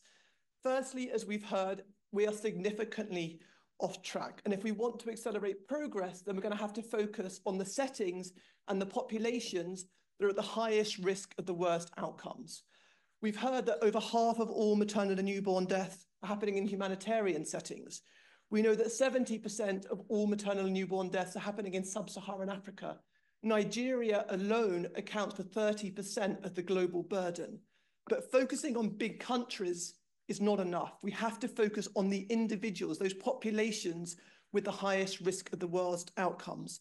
Take a country like Chad, where the lifetime risk of dying in pregnancy and childbirth is 1 in 15, compared to 1 in 15,000 in Croatia, 1 in 43,000 in Norway. A woman in Chad is 3,000 times more likely to die than a woman in Norway. And that is a national average, and it's a grotesque inequality that we should all be ashamed of. Secondly, despite all those challenges, we do have unique opportunities. As we've heard, the WHA resolution, the Global Leaders Network, but we have to come together.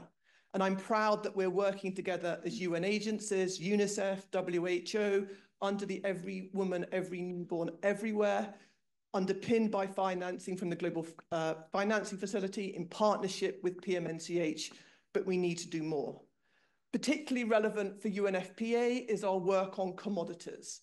Through the supplies program, we're increasing access to a range of quality assured supplies, making sure that every woman has access to the products that she needs throughout her reproductive life cycle. And we're bringing new products to the table as they come through. We're adding them to our catalogue, including, for example, exciting new treatments for preventing postpartum hemorrhage, the major cause of maternal death. While we say that we need, that there's no product, no program, we also know that programs need to have functioning health systems with primary healthcare at the center. So in concluding, I want to say something that I've said for more than 20 years now, and that's the importance of the power of partnership. We need to find ways to check our egos and our logos at the door, and we have to come together for women and for babies. They are dying, as we've said, on our watch, and we have a responsibility now. The clock is ticking, 2,000 days to go. Thank you, Julia.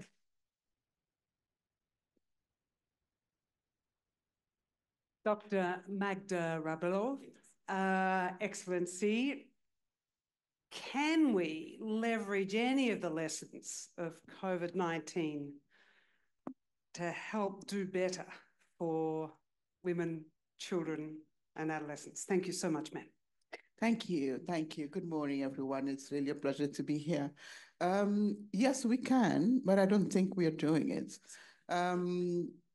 Just before COVID, there was HIV, and only 35% of children living with HIV have access to ARTs in Western Central Africa, in the Middle East and Northern African region, against an average of 57% globally and 77% for adults.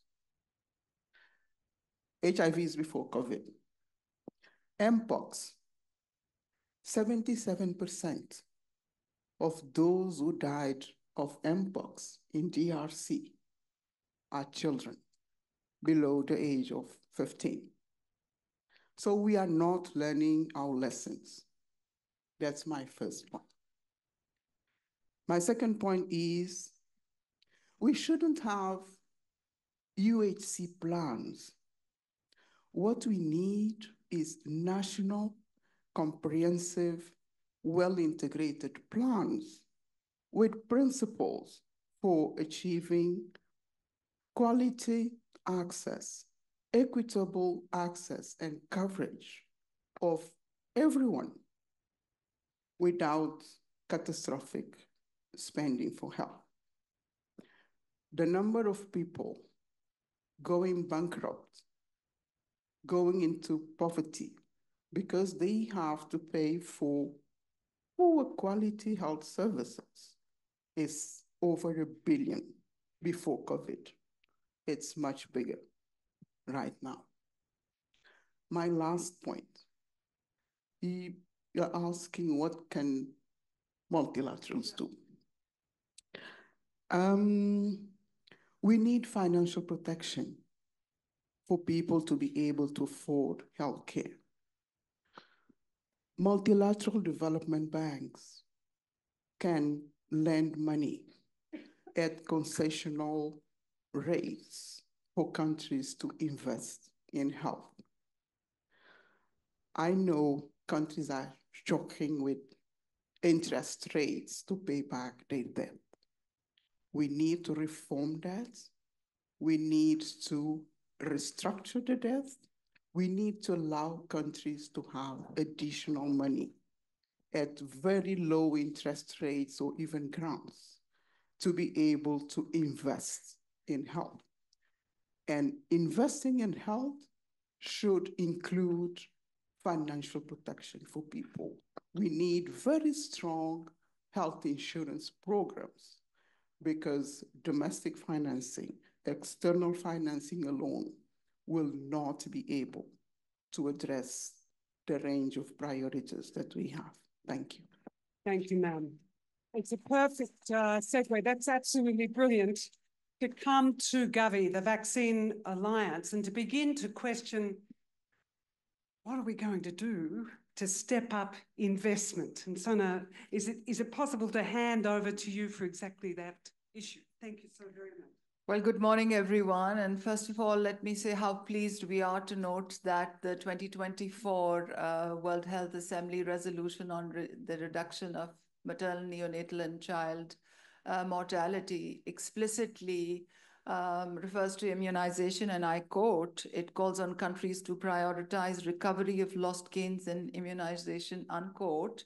And then it refers to the groundbreaking malaria vaccine and encourages countries to step up its uptake. So let me say how very pleased we are, because there's a very important synergy to be exploited here. Immunization is one of the most important tools to achieve the agenda, which is our collective agenda articulated in the resolution. And let me assure you that as an alliance, as the Gavi Alliance, we are very committed to working with you to make sure that this synergy is exploited.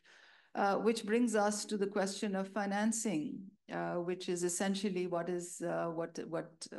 Kate put on the table. And our experience has been that donor resources are, of course, catalytic, but the actual bulk of resources have to come from countries.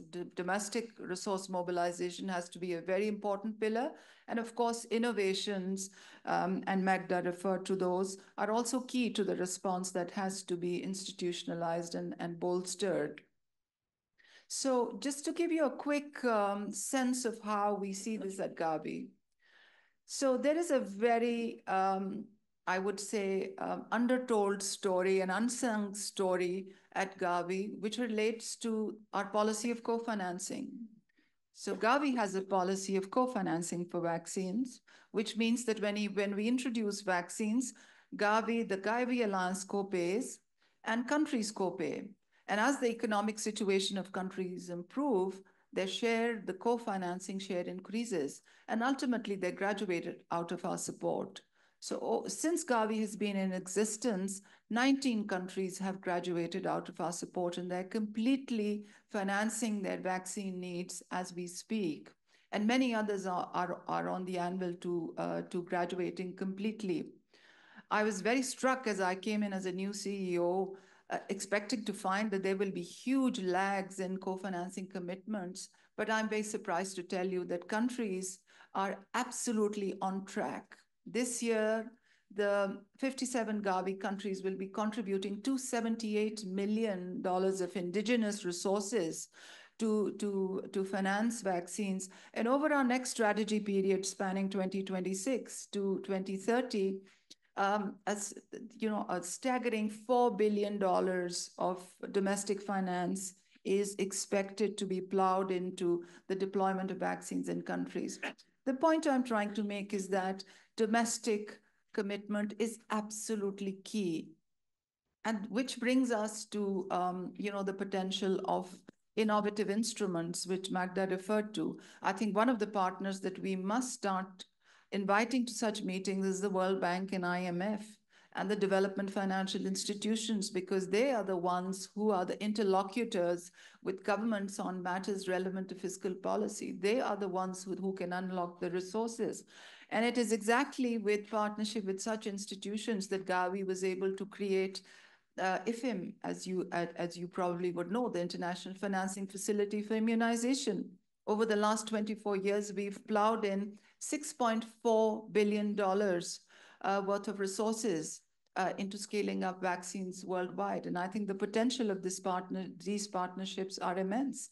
I come from a country context, and an earmark tax, if properly brought on board, if properly institutionalized and cascaded into action, has huge potential. So it is these partnerships that we must look at. And I think it's absolutely critical that we do it now, because we are in the last leg of the Sustainable Development Goals, which is why, as the Vaccine Alliance, Gavi is looking forward to its next replenishment for the year 2026 to 2030.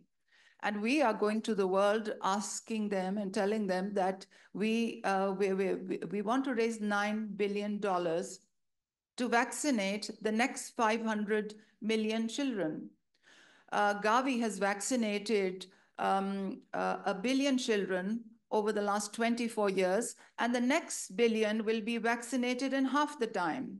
So we are going to bring more vaccines to more children faster than ever before, with vaccines such as the malaria vaccine now well into deployment, and transformative, potentially transformative vaccines like the tuberculosis vaccine now almost a reality. So just finishing, Kate, but just want to ask all of you to be the Gavi ambassadors, to be ambassadors for the Gavi Alliance. We are there to, my email is snishtar@gavi.org. Anytime you need talking points, figures, advocacy material, images, slides, I'm just an email away. Gavi, Please your be our ambassadors, and thank you for having us here. Thank you, Sania. That was brilliant. Absolutely brilliant. What's particularly exciting, your instruction to have the World Bank with us has been immediately met. Luc, over to you. Thank you very much. I'm going to stand here because I feel very badly about standing with my back to the ministers. So hopefully this works. So yes, thank you, Sania, for queuing this up so nicely. So the World Bank is here. And in fact, I want to mention that at the spring meetings, there was a commitment to reach an additional $1.5 billion people with high quality services. And what that means is both looking at the full life cycle, but with a doubling down on RMNCHN services, so services for women, children, and adolescents. It means, again, a doubling down on the focus on equity, so scale and equity, as we've been discussing, but also a strong focus on financial protection, which we heard about 2 billion people face severe financial hardship to access basic care. We at the Global Financing Facility are a partnership that's housed at the World Bank for a reason. Our model has multiple levers in it, or tools in the toolbox. One of them is a trust fund that has been generously supported by donors. We have $2.5 billion of grant money that is always linked to World Bank resources. We have a ratio right now of for every dollar that we invest, $7 of World Bank financing is matched, and $15 of domestic and partner financing is matching. We are on the road to making that 1 to 10, and even higher if possible. The idea here is that, when, for example, World Bank financing, I would argue, is a source of, somewhat of a source of domestic financing, because countries can choose to invest in any of the sectors. And so it's to crowd in the money towards health. So that's the role that we play in terms of mobilizing resources. There's an important role to play in terms of design. So we've heard of multiple plans. We help governments sort of connect the dots with their national plan being as well prioritized. And so we provide some technical assistance in that area. And that's actually what we finance. There's always financing behind these plans, which is not always the case, we have to admit, with a lot of the plans that are out there. So that's, again, some of the value add that we provide. We call them investment cases, and these investment cases, we've issued new guidelines, are now living documents, and we are seeing countries revisit them with these acceleration plans in mind, and it's something we would continue to support and encourage them to do. So really looking at how can we bend the curves that we've talked about. And then really very importantly, the support for the actual utilization of the funds. So that areas such as public financial management, to make sure funds are not only well used, but also used efficiently. We are facing pretty strong headwinds in terms of the availability of both international and domestic resources.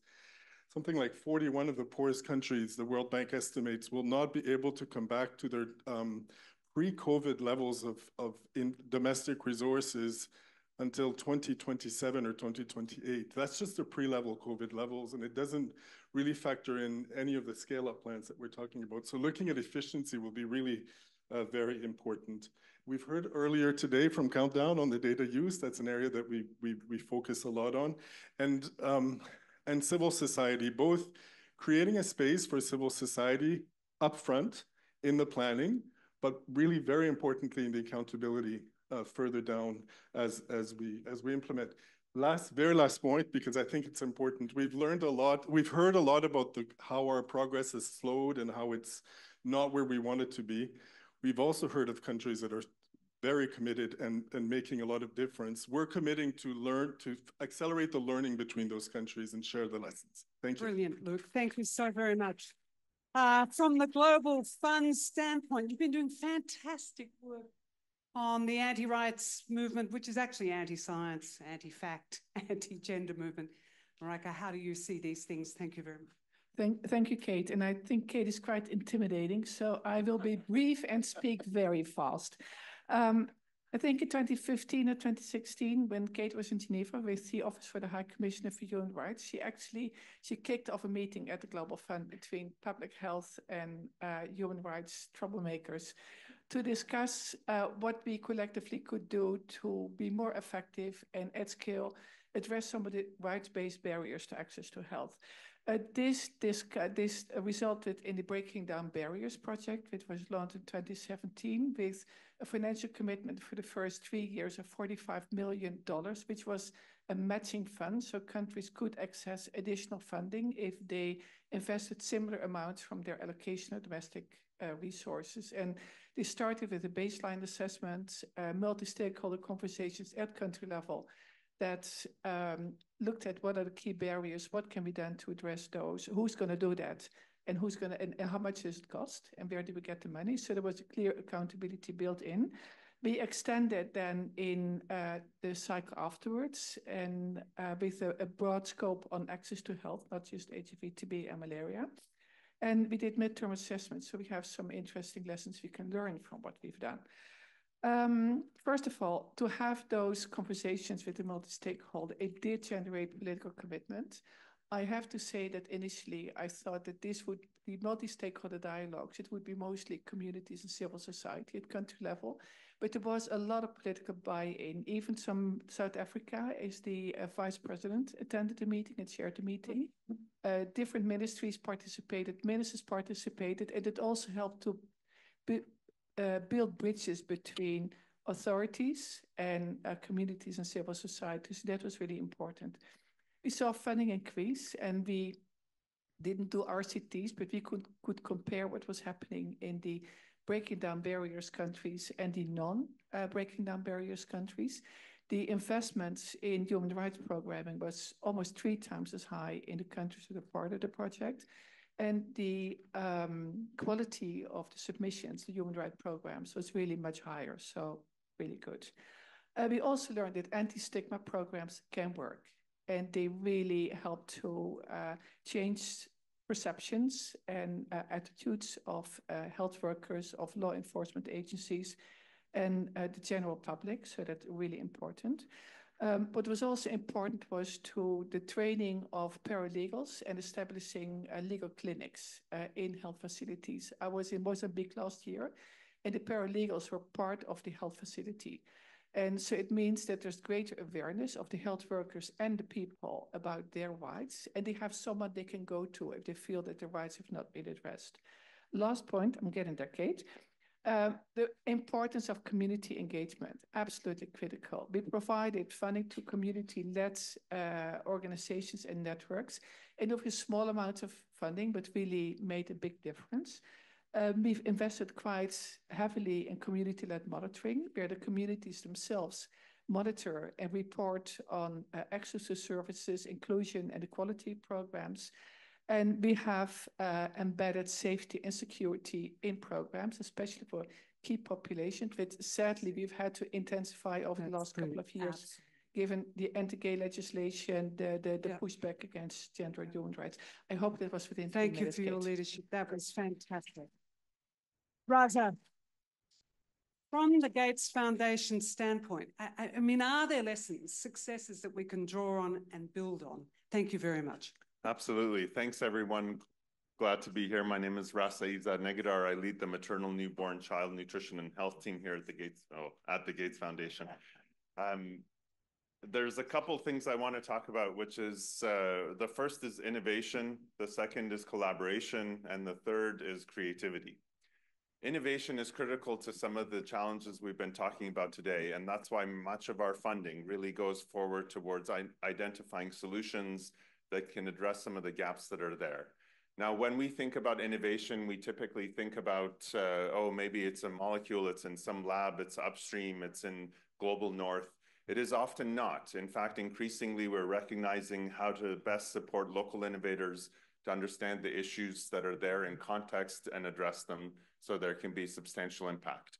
One of those innovations I'm holding in my hand right now, this is the PPH calibrated drape. This is a very inexpensive piece of plastic, but this inexpensive piece of plastic has been life-saving in countries that have used the calibrated drape to identify when women are having 300 mLs of blood loss. This is a request for WHO to support the 300 ml indicator. The number of women that have advanced to severe PPH was reduced by 80%. Many of you know that PPH is the largest driver of maternal deaths. Many of you know that a lot of the emotive study that was done previously in Nigeria actually managed to transition the control sites of the study to intervention sites just by teaching midwives how to use the drape, how to bring that in, and none of those study sites over the past year have had a maternal death from PPH. That's local investigators. That's local investigators recognizing with local midwives how some of the existing tools that are in practice today, if delivered more efficiently, can deliver some of these outcomes. Innovation is important. We invest in it for that reason, but it will never reach the scale that we need without collaboration and creativity. Many of you are around this table, and I will say as a funder, we often see all of the pitches. This idea, that idea, that idea.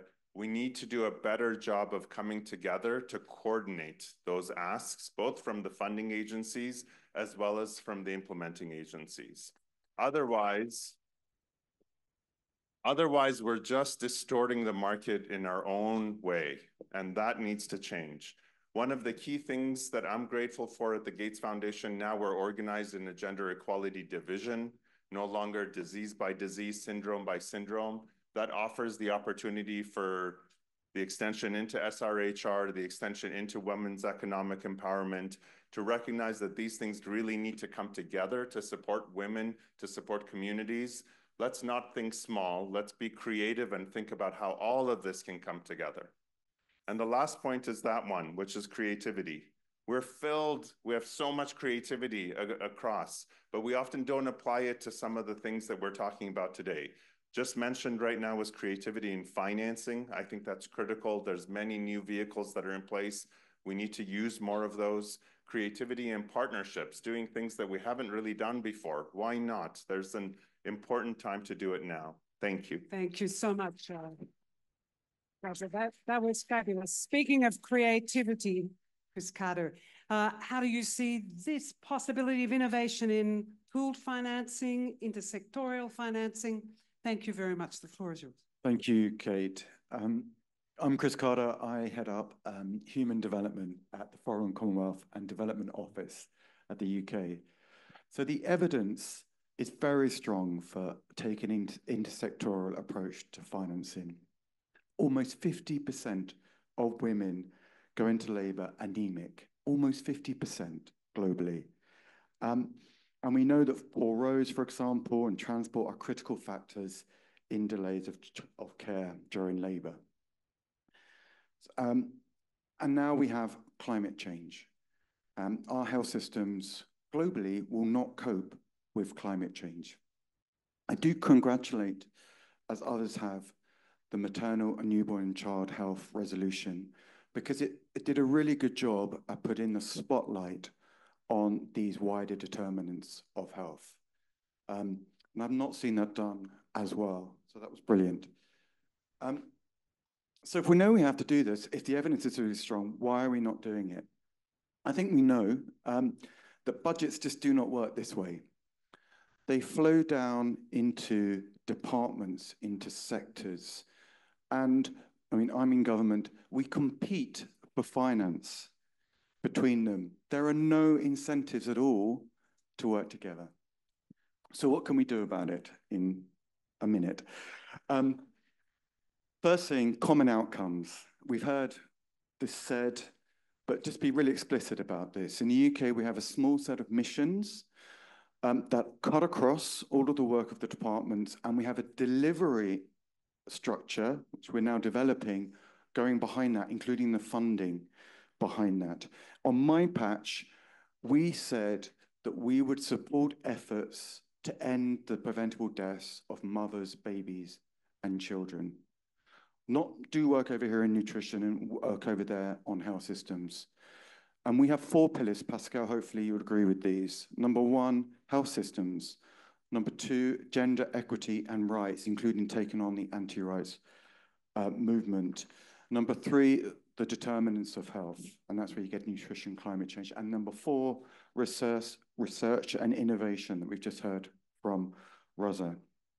And we have the whole portfolio now is working on that one shared goal, not in individual areas. The second area is bottlenecks, and looking at the bottlenecks across the whole system, not just in particular niche areas.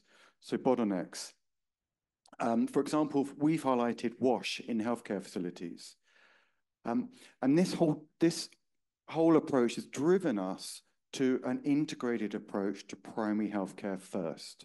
So integration has become much more strong in our programs. Finally, we would like the GHIs, so Sania, Global Fund, and Luc, World Bank, to do much better about this. You've got social protection, infrastructure, climate, all there working in their areas. I know it's happening. The big win, of course, is climate finance. And we got you probably know, I wasn't going to go on about the UK COP26, but the Human Development Day at COP29 is another step forward on that. And just quickly on troublemakers, I agree with Rasa. If we're going to be troublemakers, we need to be creative and find the solutions. We can do this. This isn't, of all the problems we're facing, working multisectorally, intersectoral approach to finance is easy. Thank you, Kate. Thank you so much, Chris. I have an exemplary troublemaker to introduce now, Senator Clifford-Lee, who is head of the IP International Parliamentary Union's Health Advisory Group. Senator, thank you so much for joining us. What is the role of parliaments in sponsoring scrutiny and leveraging whole of government effort in this area? Thank you so much for joining us. Thank you very much, and it's a great honour to be here in wonderful surroundings among troublemakers. As you said, I'm Irish. We're well-known troublemakers, and I'm glad to be continuing that tradition in Parliament. Budget allocations are so important, and to ensure that parliaments make sure that sufficient funds are put in place so we can deliver on our goals. Investment in health is a long-term investment. No longer should it be viewed as something that is a recurring cost. It's an investment in the people of a country, particularly vulnerable and marginalised groups, particularly women, adolescents and newborns. And that investment reaps dividends for that country: economic development, social cohesion, and the public good is served by investment in women, children and adolescents. And we know that in Ireland. On gaining our independence just over 100 years ago, we went from the highest newborn mortality rate in Europe to one of the lowest and in the world. We have the highest life expectancy now in Ireland, and prior to that it was really, really not good. So investing in health, investing in women, investing in newborns really reaps dividends. But the question really, Kate, was the role of parliamentarians. And of course, we hold the power, we hold the purse strings in Parliament. We put pressure on our ministers to deliver, but we need to work in collaboration with the executive of our governments. And my role in Ireland, I'm the government spokesperson on health in the Senate, in the upper chamber. My colleague is the Minister for Health in the lower chamber. He's the one that controls the purse strings. Or alternatively, actually, my colleague, who's the Minister for Finance, controls the purse strings. We need to work in collaboration to get the money into the health department to deliver on the programmes that are needed.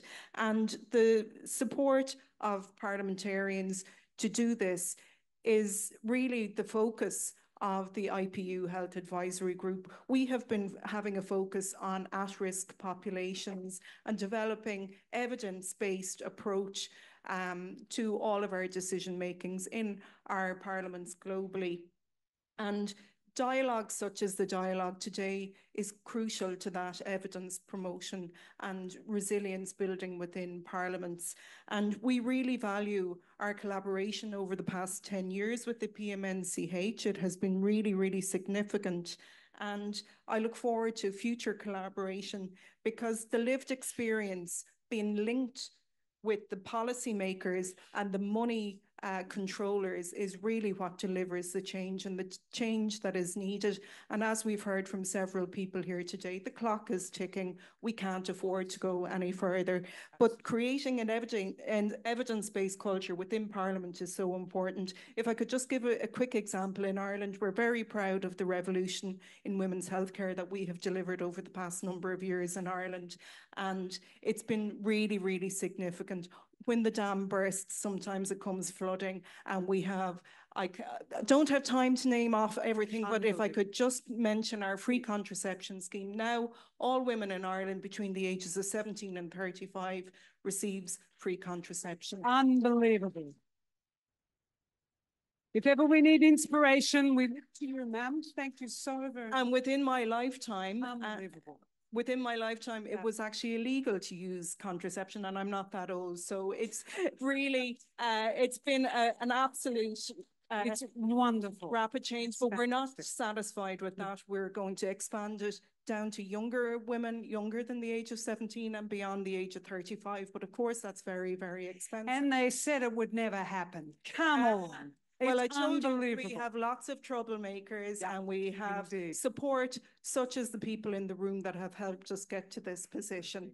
But schemes such as that are very, very expensive. And my role and the role of my colleagues is to put pressure on the Minister for Finance to allocate the funds, to make it clear that this is what the public want. We relay experiences from our constituents to the Minister, and the real life impacts of schemes such as this really need to be spoken about.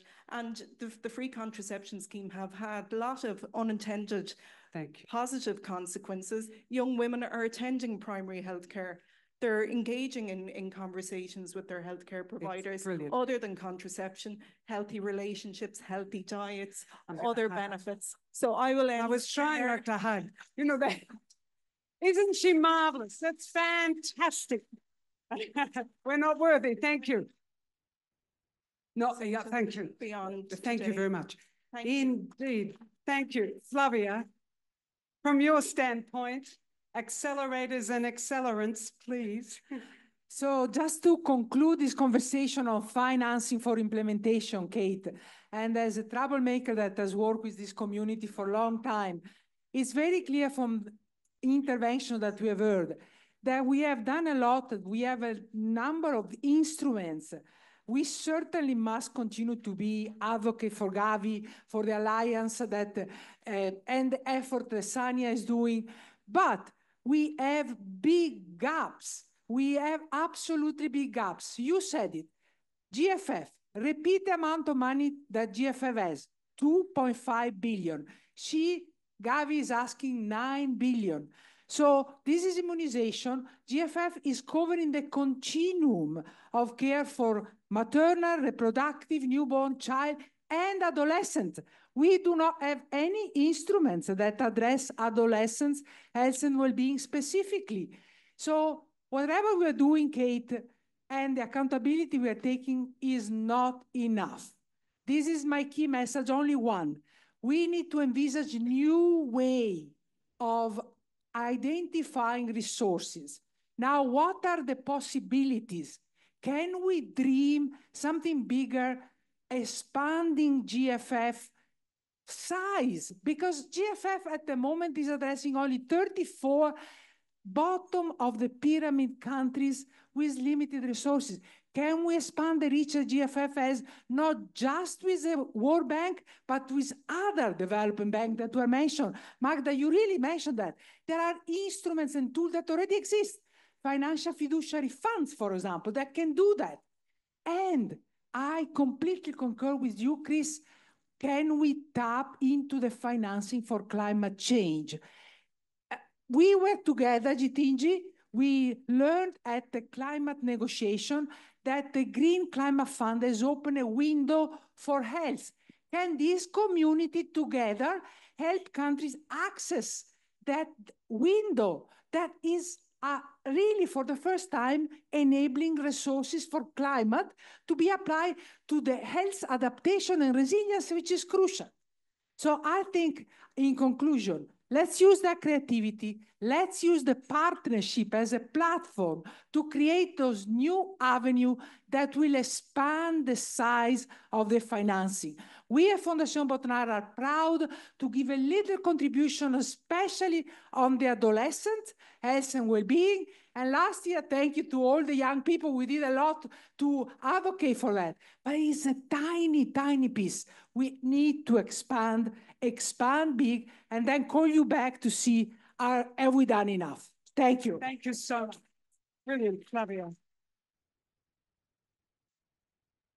I want if you could just put your hands together once more for all the wonderful speakers and for the fact that we've come into a close.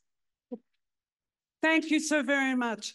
Anita, can I ask you to respond to what you've heard and to give us your closing reflections on this fantastic exchange? Over to you, please. Absolutely, probably in 1 minute, or maybe I've got a couple minutes.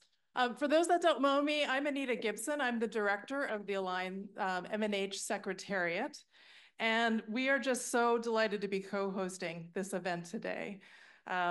We, alongside all of our friends at PMNCH, UNFPA, WHO, UNICEF, the GFF, and the White Ribbon Alliance. Hopefully you've all had a chance to look at these beautiful photos and statements around the room from our friends at the White Ribbon Alliance. Our involvement represents a commitment through knowledge sharing and exchange, and I'll get to that in just a second, to powering a broader movement for accelerating progress. A real heartfelt thanks to our moderators and panelists. I think you had a really hard job today, Kate, but you've done very, very well.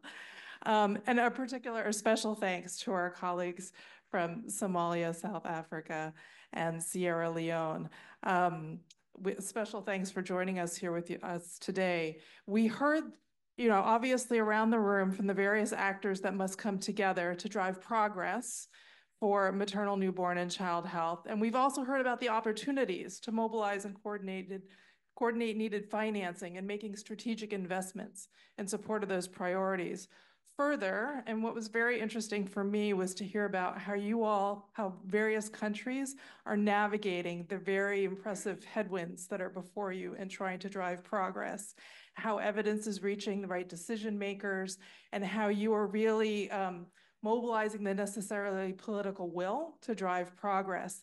And it's learning from these country experiences is what Align MNH is really committed to trying to disseminate more broadly and to share amongst all of us. I mean, just hearing about the app today, it's phenomenal. I think that's something that we want to figure out how we can help you share more broadly as you're understanding how that's helping and moving progress in your country. And so learning from these country experiences is just so important, and recognizing the urgency we've all talked about. We've only got 5 years, only 5 years till the SDGs 5, 6, recognizing the urgency, we have to figure out how to share this learning much more quickly, much more rapidly, so we can kind of work together to drive progress. So some of you might know, hopefully some of you in the room were there. Last year, we were able to bring thousands of people together and welcome 28 country delegations as we looked at what was working to drive progress for maternal and newborn health and to prevent stillbirths. And it was a really important inflection point in bringing together those that are really working on and care about these issues and are kind of at the front lines of understanding what it takes to navigate all of the real challenges in countries. And so we've got a very motivated community that came together last year. And on behalf of Align MNH, I am committed to continuing this conversation outside of this room, beyond kind of the important conversations we had today, and to continue the collaboration we have to share learning from countries. So thank you so much, Anita. Angela. White Ribbon Alliance.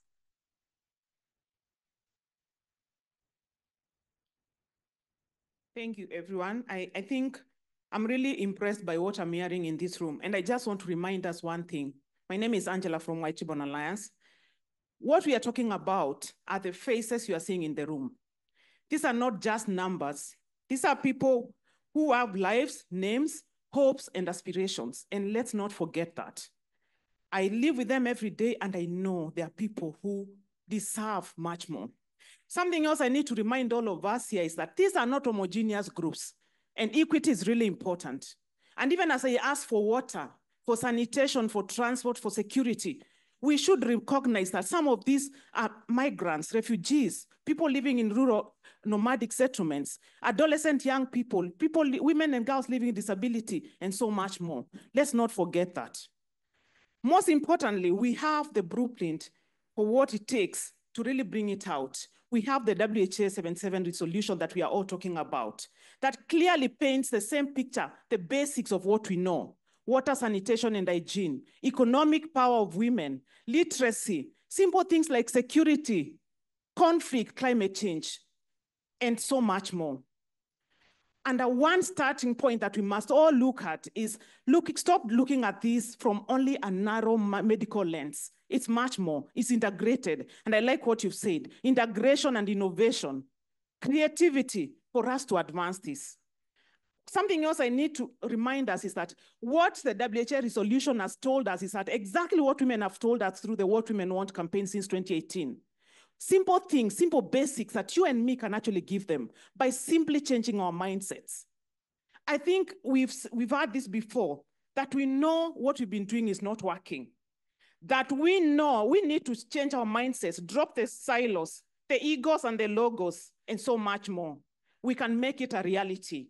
And when we come back here next year, we must celebrate together what we've achieved, because you and me need to stand to be counted. Thank you so much. Thank you so much.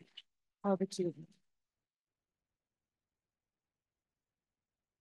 Colleagues, dear friends, excellencies, it is my job to now just say thank you. Thank you enormously to you all for joining us. Thank you to the phenomenal Kate Gilmore, Joy Phumaphi for taking us through this morning. Coming into this conversation, somebody asked me, why do this every year? And why do we need to continue doing this? I think the answer was loud and clear. This is where we hold each other to account. The conversation has just started. There is a sea of rather rock stars in the room. We've got Helga, Maliha, Samu, Aprajita, Sarah Ziad, and many more. Catch them, because it is your responsibility for the next week that comes upon us to make sure women, children, and adolescents are not left behind. Thank you. Have a nice day.